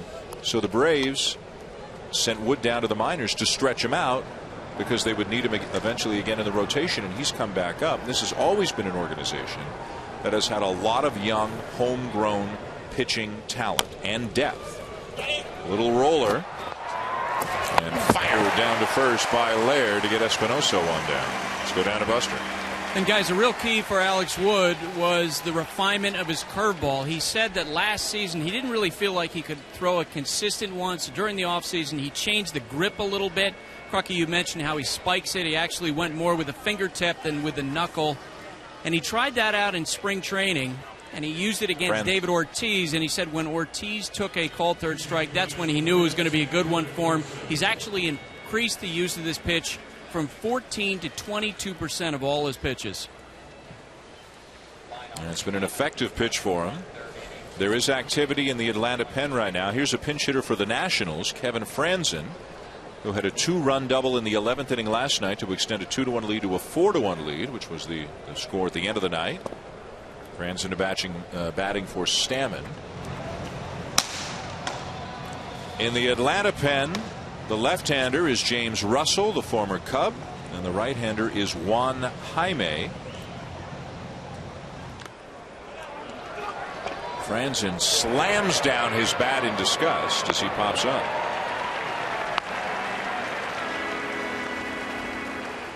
Now, that's a frustrating thing about being a pinch hitter. You know you got one shot, and pretty much one shot only. I don't think they're going to put Kevin Franzen in here in a double switch situation.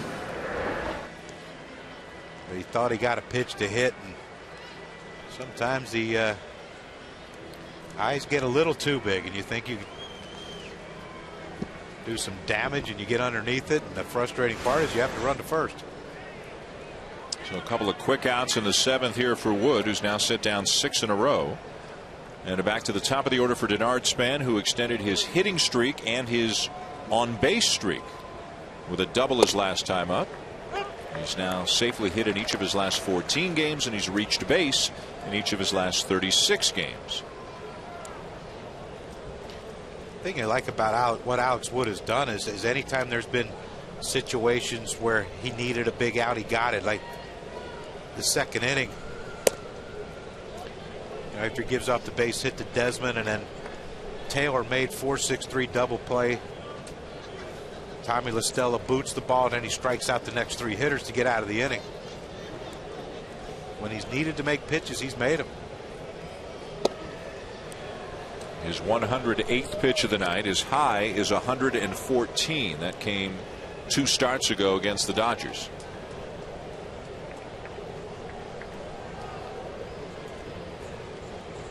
Just 1 run, 4 hits allowed through 6 2/3. Sharp breaking ball. That tells you the confidence he has in that break. The thing I like about the breaking ball, Buster mentioned He's throwing it more frequently, but he hasn't fallen in love with it. So many guys, they get a new toy, and that's all they want to throw. But 2-1 to Denard Span, throw him a breaking ball right there. That tells you the confidence he has in that pitch. 2-2 on the way. And that's a fair ball down the left field line. Another extra base hit for Span. His second double of the night and his 32nd double of the season. Wouldn't surprise me to see Freddie Gonzalez coming out and getting the right hit, getting the righty. But yeah, you watch where Gerald Laird set up on this pitch, and well, no, they're coming up with Roger McDowell, so they're not taking Alex Wood out of the game just yet. But you watch where Gerald Laird set up with his 2-2 pitch. He set up away. He won that fastball away to hope to get Span looking. But look where the pitch ends up. It ends up pretty much middle in. And when you're Denard Span with 2 strikes, all you want to do is put the ball in play. He gave him a pitch to put the ball in play. Like he said, travel deep. You see how that ball was almost behind him. But he flicks it down the third base line past Chris Johnson, the diving Chris Johnson. And now he's on second base with 2 outs, and see if Rendon can get a big hit here to tie this game up. Boy, and you know that Freddie Gonzalez would dearly love just to get one more out of Wood to get him through the 7th, setting them up for Walden in the 8th and Kimbrel in the 9th. They're trusted late inning relievers. How about Washington tonight and their inability to capitalize on runners in scoring position situations? 0 for 6. 6 strikeouts in this game. That's not good. The batter is Rendon. Singled and stole the base in the 1st, grounded out in the 3rd, struck out in the 5th. And what did Matt Williams tell us about Rendon in the meeting?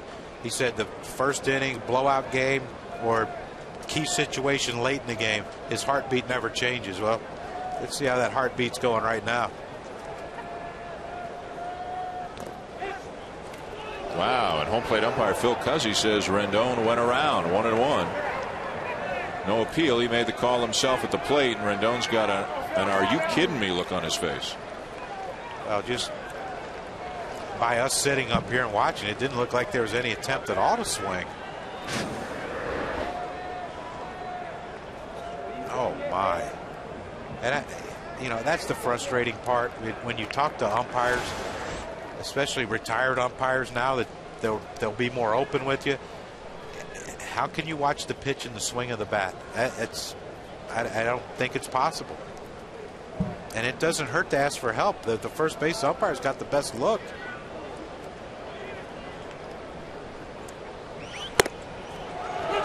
Inside corner, 1-2.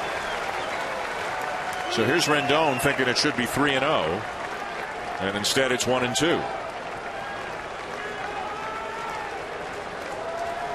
Struck him out the last at bat with that changeup. We just showed the repertoire. Let's see if Alex Wood can go to the well one more time and see if he can get Rendon out in front again.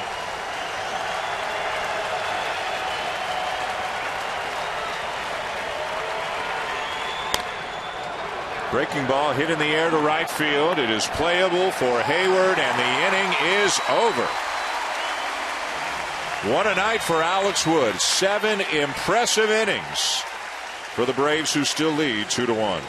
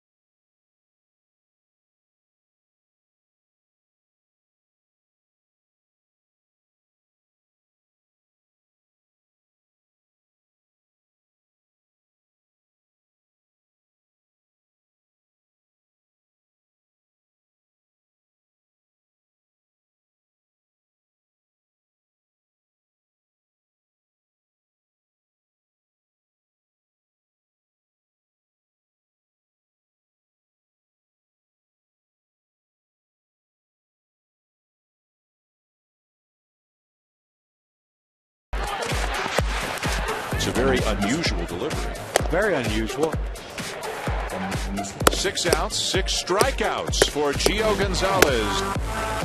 Opposite field home run for Ian Desmond. Driven to deep left field and gone. Harper strikes out.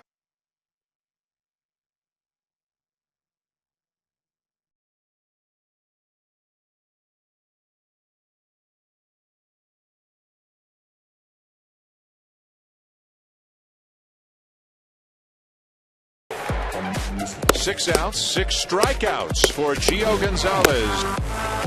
Opposite field home run for Ian Desmond. Driven to deep left field and gone. Harper strikes out. 11 for Alex Wood. And the Braves in a game they really need, having lost 9 of 10. Having they're 4.5 now back of Washington, same as they were a couple of nights ago. But that 8-game losing streak on the West Coast trip, they lost some ground. And also trying to keep pace in the wild card race right now in the National League. They need this game, and they've got a 2-1 lead going to the bottom of the 7th after a great performance from Alex Wood.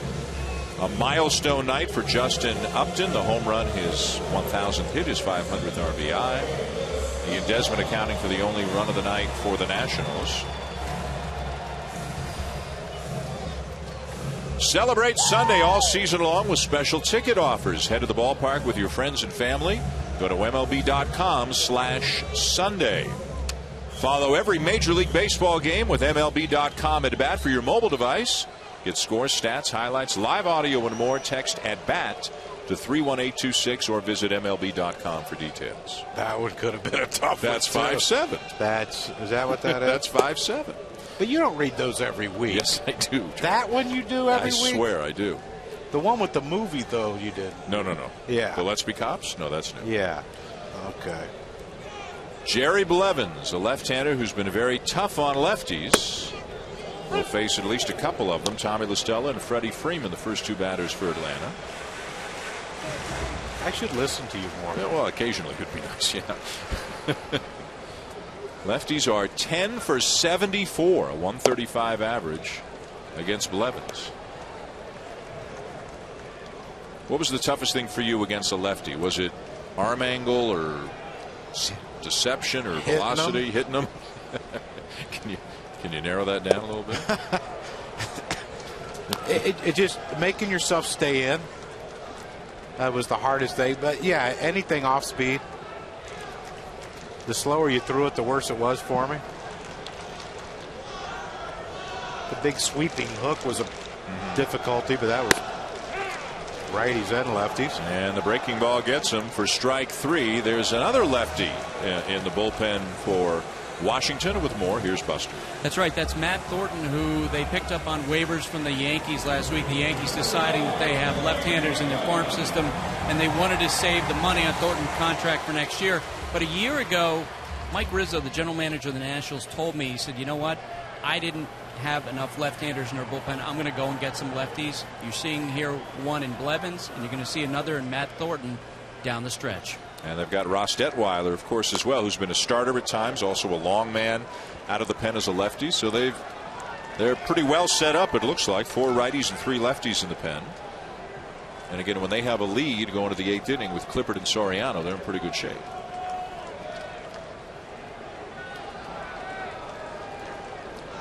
But as much as Atlanta has struggled, the lead has grown in the National League East for the Nationals because the Braves have struggled, more so than because the Nationals are playing great baseball. Well, when the Braves went 0-8 on that road trip, the Nationals were what, 5-5 in that same span of games. So it's not like they took off and ran with it. No, they're 8-9 in their last 17 games.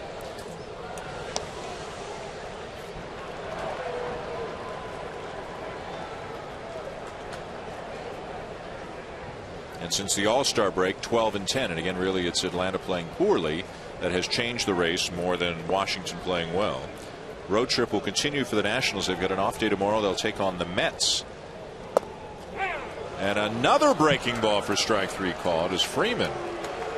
Strikes out, 2 down. They'll take on the Mets Tuesday, Wednesday, Thursday, then a home for Pittsburgh, Arizona, and San Francisco.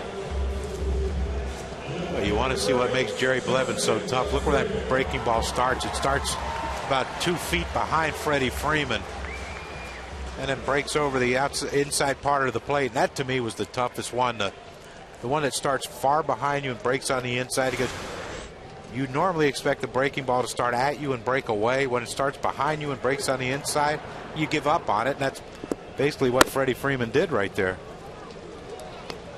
So with 2 down, Justin Upton will face Blevins. Another left-handed batter, but Jason Hayward's on deck. So Matt Williams sticking with the lefty through this batter in case he needs him against the left-handed batter next.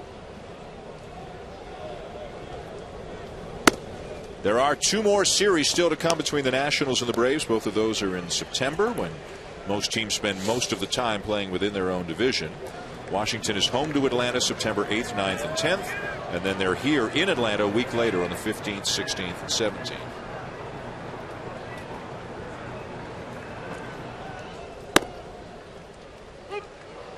I love it when the first place, second place teams play each other.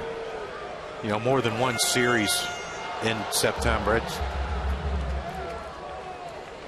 the luck of the schedule, but that's when it's exciting. And that's where a lot of these first place, second place teams are sometimes at a disadvantage, because when you're in first, second place, your September call-ups, I mean, I remember years ago, K-Rod came into the Angels as a September call-up and out of a injury got to be on a playoff roster and help them win a world championship that year. But you know, you're not going to bring in a September call-up with the game on the line in the 7th or 8th inning. You're going to go with what's been there all year for you. Upton swings and misses, and Blevins comes in and strikes out the side.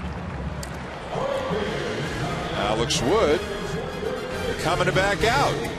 We'll go to the 8th inning with the Braves leading 2-1. Some of the big hitters due up for the Nats.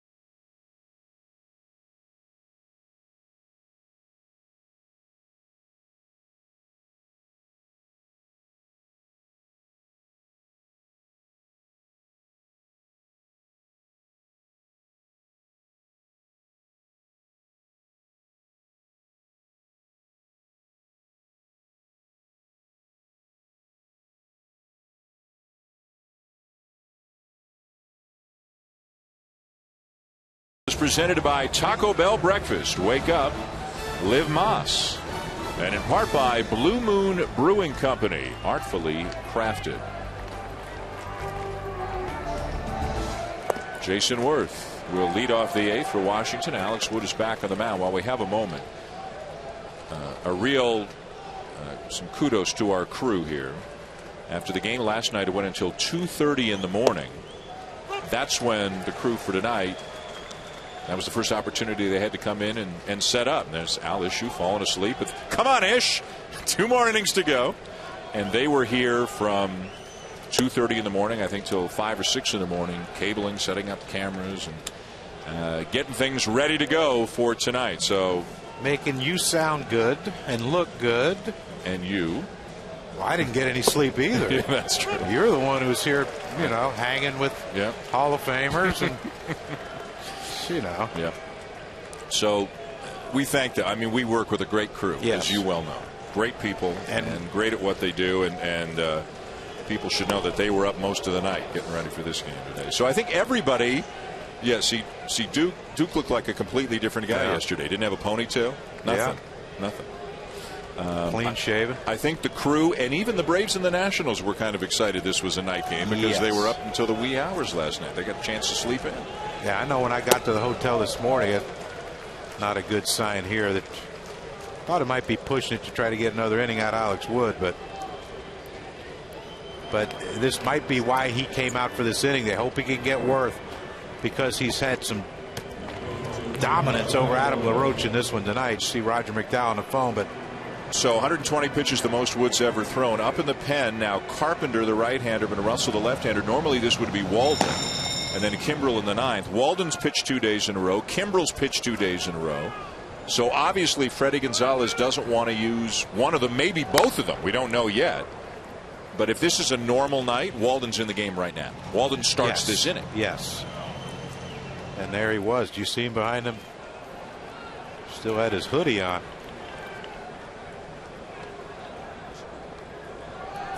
Well, like I was saying, this is one of the you'd hope he could have got Jason Worth out because he's had this 3 strikeouts against Adam LaRoche and tried to squeeze through this inning. And then even if Kimbrel's not available, which we don't know if he is or not, I would assume he is, but if he's not, then you can mix and match in the 9th inning with righty lefty.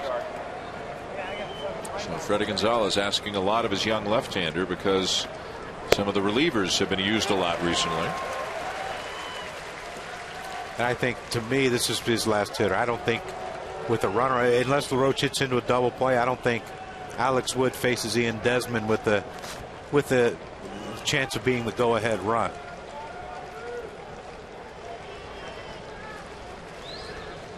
Got him. And a tough night continues. That's 4 strikeouts in as many at-bats for Adam LaRoche. And a new career high 12 for Alex Wood. And Freddie Gonzalez has made the move. So he wanted to leave him in to face the lefty. And this young man might be on the verge of getting the biggest ovation he's ever had as a big leaguer.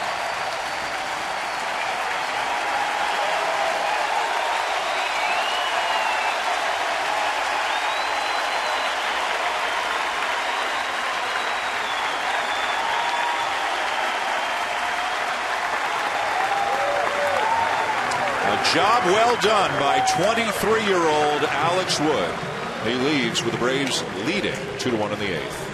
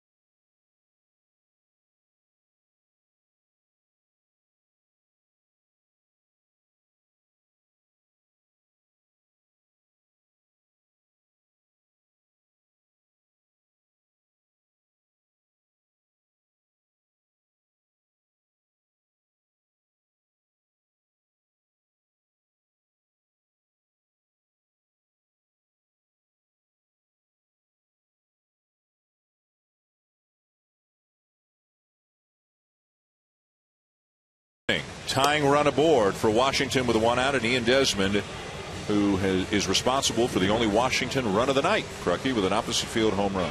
Yeah, Alex Wood tried to get that, looked like a fastball, 89 miles an hour, wanted it away, leaked out over the center of the plate, and right into the strength of Ian Desmond. Great power the other way.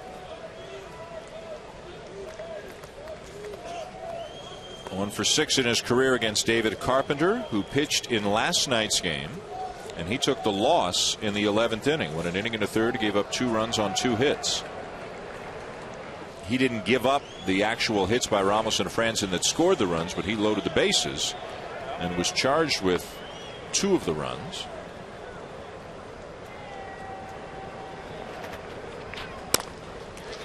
Ground ball to short, to second, to first. 1 pitch, 2 outs, inning over.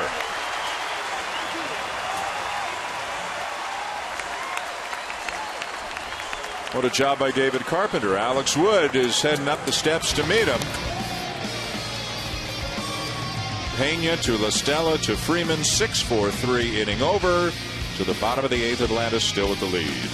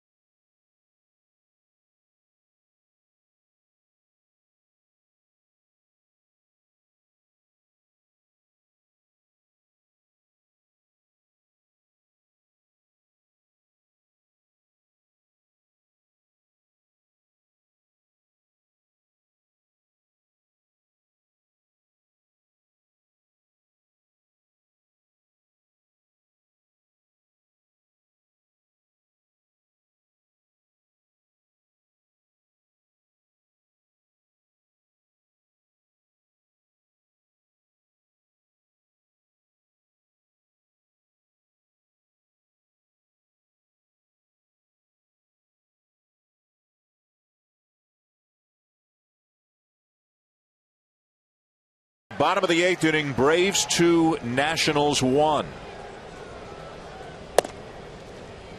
Jerry Blevins, who struck out the side in the 7th inning for the Nats, is back to face Jason Hayward here to begin the 8th. Hayward has walked, grounded out, and had an infield hit that drove in a run. Really the key play of the game, Kruk. He scored as an infield hit. It was a ground ball to the second baseman. LaRoche, the first baseman, went for it and basically took himself out of contention for getting back to first, and Gio Gonzalez was late breaking off the mound, and the run scored. That is the difference in this game as Hayward waves at it. Another strikeout for Blevins. Play ESPN and MLB.com's new games Sunday Night Showdown. Who will tally the most total bases? Josh Donaldson and Brandon Moss, or Freddie Freeman and Justin Upton? It's free to play. Make your pick now at ESPN.com/MLB Showdown for your chance to win 4 2015 opening day tickets to the team of your choice. Here's Chris Johnson.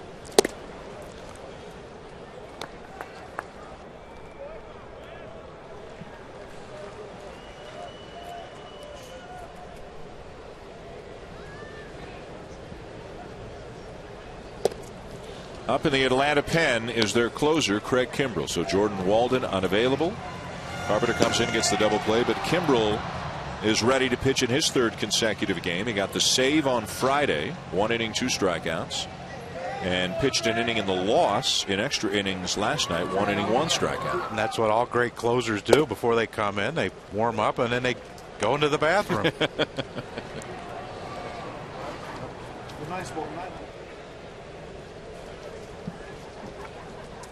I think I'd just leave Blevins in for the rest of the game and let him strike everyone out. Yeah, that would be nice. Just guy gets hot and just leave him out there to pitch against each other. 25 strikeouts in the game. Well, a lot of swinging and missing tonight. I think we go up there and twirl up some slow stuff and strike some people out tonight. But this is impressive to come in and strike out 4. First 4 you face. Yep. 23 of them are swinging. Blevins has 2 called strikeouts. Those were the breaking balls he threw last inning to LaStella and Freeman. Every strikeout Gio Gonzalez had was swinging. Every strikeout Alex Wood had was swinging. He had 12 of them. Inside, he walked him. See, as soon as you start bragging on a guy.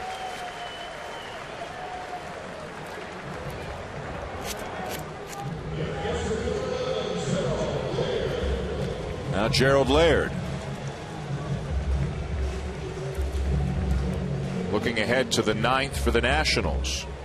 6, 7, and 8 are due up. Bryce Harper, Wilson Ramos, and Danny Espinosa. And one of the game's best coming in to work the 9th for Atlanta.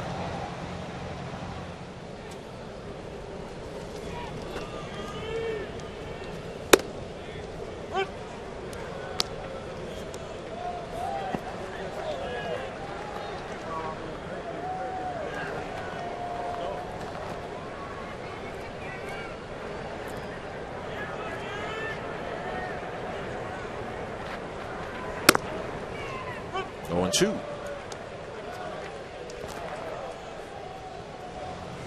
And what the scheduled Nationals hitters have done against Kimbrell.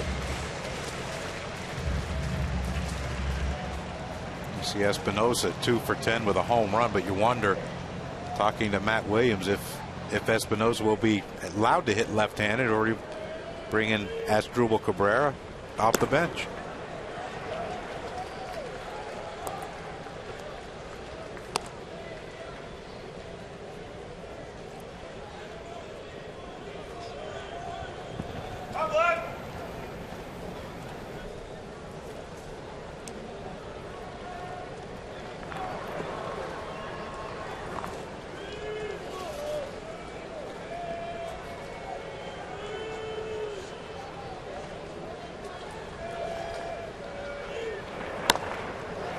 Lashed foul.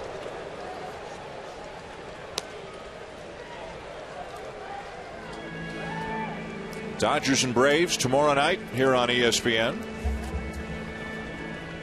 Julio Teheran will get the start for Atlanta. A 2.92 ERA on the season. Dan Herron will get the start for the Dodgers.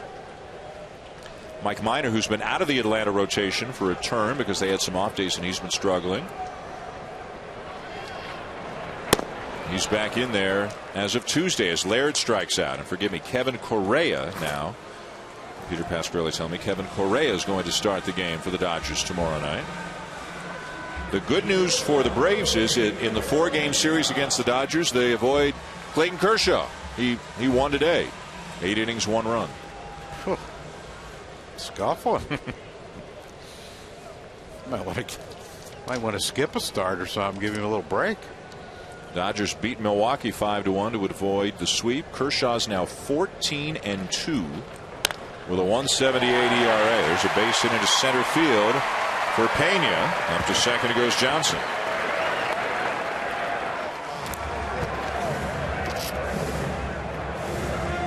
Some of the other scores from around baseball today. Minnesota beat Oakland 6-1. The Twins avoid a sweep. Phil Hughes picked up his 12th win.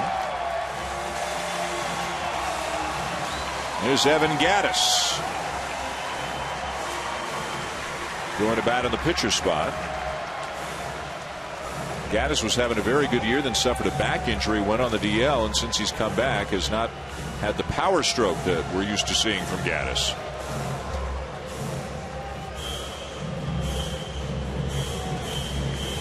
Elsewhere, St. Louis beat Baltimore 8-3 today. Lance Lynn wins again. He's now 12-8. The Cardinals avoid a sweep. Peter Borges had a 3-run homer. The other way.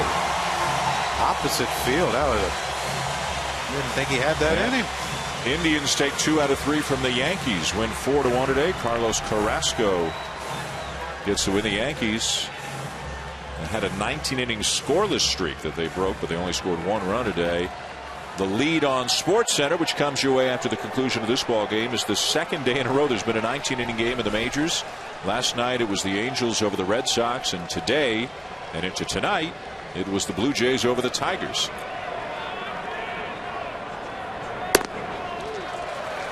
Mentioned earlier, Kansas City won its 7th in a row. They beat the Giants 7-4, scored 4 in the first. Greg Holland, his 34th save. Seattle took 3 out of 4 from the White Sox. They won 4-2 today. Newcomer Austin Jackson drove in all 4 runs for the Mariners.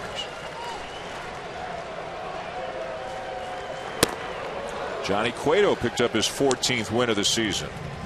Reds avoid a sweep, beat the Marlins 7-2. Devin Mesoraco, 2 home runs and 6 RBIs today. Got 20 home runs. Quickly becoming one of the better hitting catchers in baseball. Pittsburgh lost 2 out of 3 to San Diego. The Padres beat them today 8-2. Tyson Ross win number 11.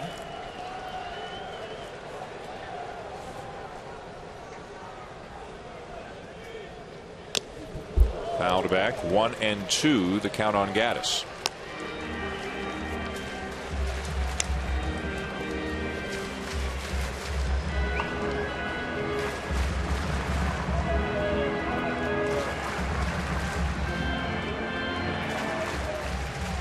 Kimbrel with lots of time to get loose for the 9th.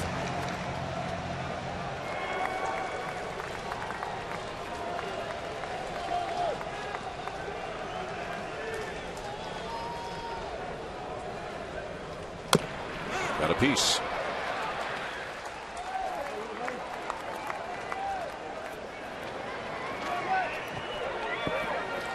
And you watch Evan Gaddis hit, the very susceptible to pitches away, and that seems to be where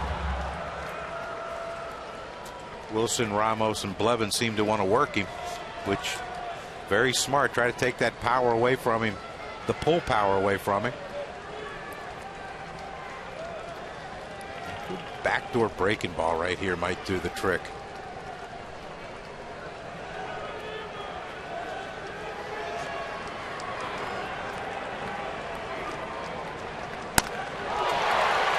Yanked foul.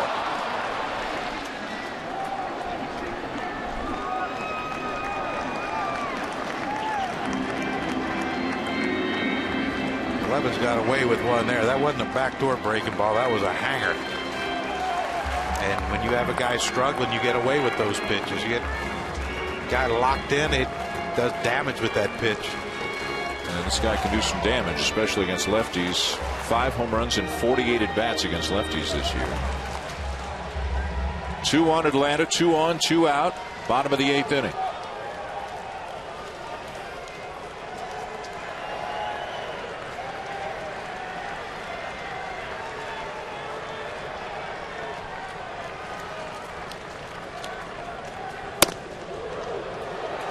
Managed to check the swing.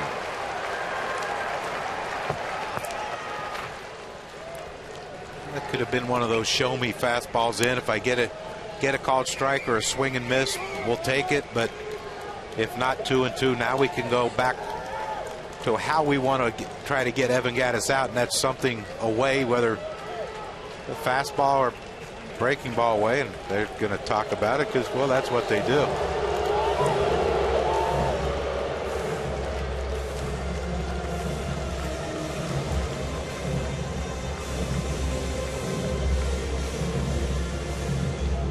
It would surprise me if they try to double him up in. Got the 1 pitch in, fastball in to show him that we can do that. I think I'd be afraid to try to come back in again because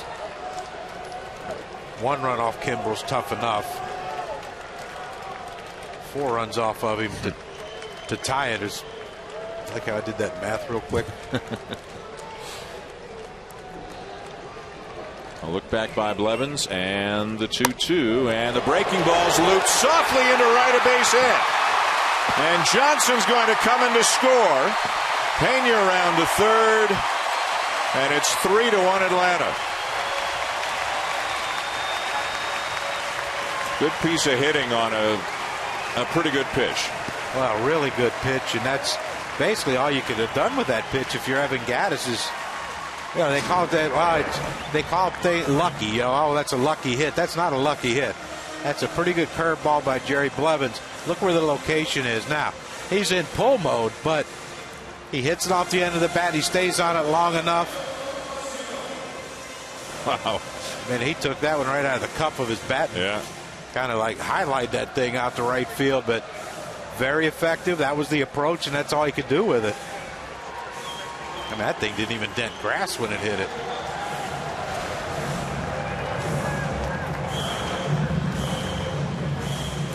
And B.J. Upton is in to run for Gattis.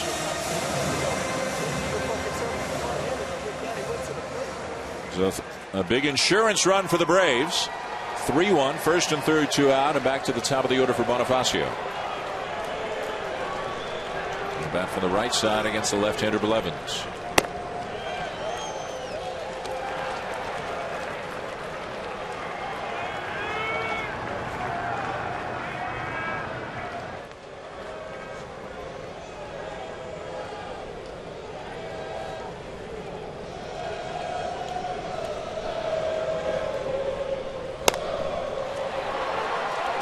Shallow right, Worth charging, makes the catch. But the Braves will add on a run and take a 3-1 lead to the 9th inning as they try to win the series from Washington. And one of the best in the business, Atlanta closer Craig Kimbrell is going to work in his 3rd consecutive game. 33 saves on the season for Kimbrell. And the Nationals better dial it up a bit, because there's some heat coming from the right-hander. To the 9th we go. Bryce Harper will lead it off for the Nationals against Kimbrell.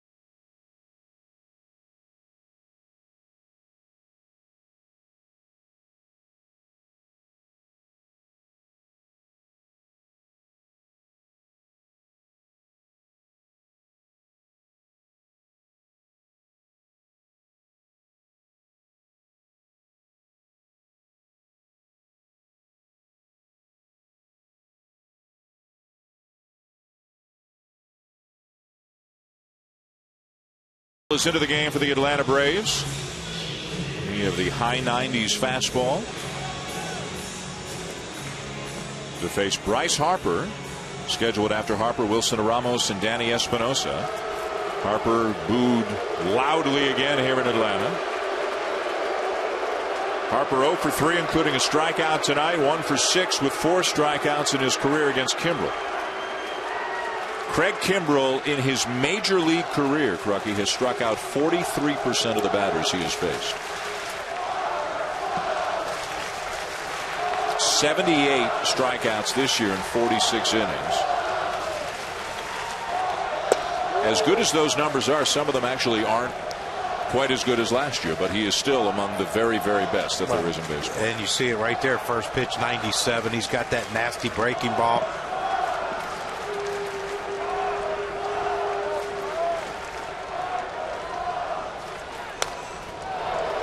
Fouled back at 98.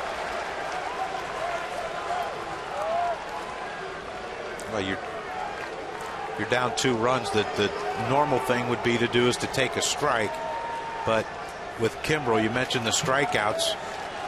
You get him, if you just let him throw strike 1, and now you're at his mercy.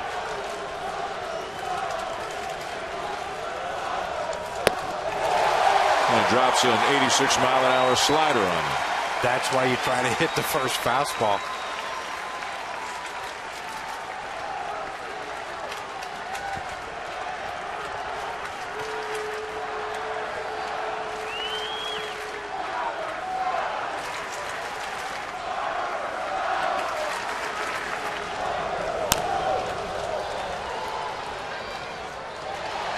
Fouled back into the upper deck off to our left, and the count remains 1-2.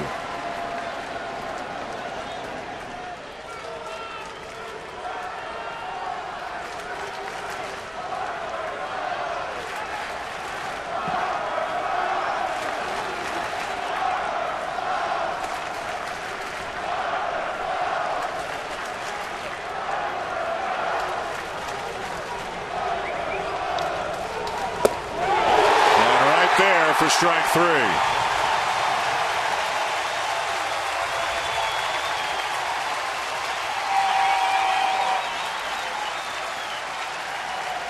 Well, it just tells you pick one or the other, and there's no way you hit both.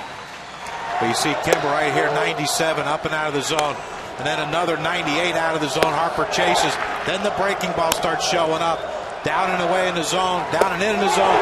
And he elevates for a foul ball, and then 98, pretty much center cut. But that's one of those Bryce Harper's probably thinking, okay, I'm going to pick one or the other because I can't hit both. I'm looking breaking ball. He didn't get it. Asdrubal Cabrera getting a bat. You talk about a fastball that has another gear. I mean, he throws one down at the knees right there like the Ramos. That thing looks like it's going to bounce, and it just stays on that plane. Chopper over the mound. Here comes Pena. 2 down.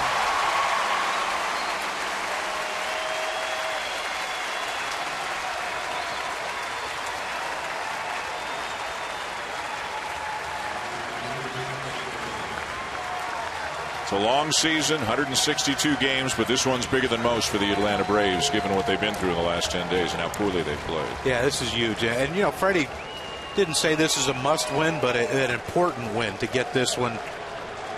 The first place team comes to town. You don't want to lose the series to them. And if Kimbrell records this last out, then the mission accomplished. They've won 2 out of 3. Here's Espinosa. As Asdrubal Cabrera's in the on-deck, circle the bat in the pitcher spot. Should it get that far? Remember, the Braves have the Dodgers and the A's coming in over the next week. Tough schedule continues. They need every win they can get.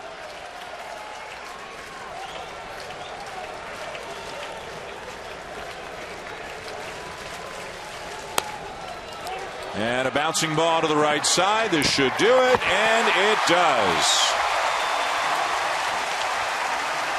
Kimbrell 3 up and 3 down, save number 34. Alex Wood outstanding. 12 strikeouts and 7 in the third for the win.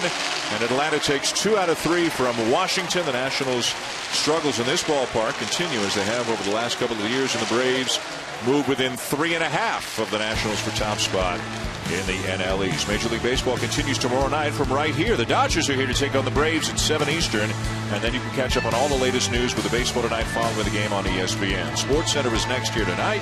This has been a presentation of ESPN, the worldwide leader in sports. For John Kruk, Buster Olney, and our entire Sunday night crew, I'm Dan Shulman saying so long from Atlanta.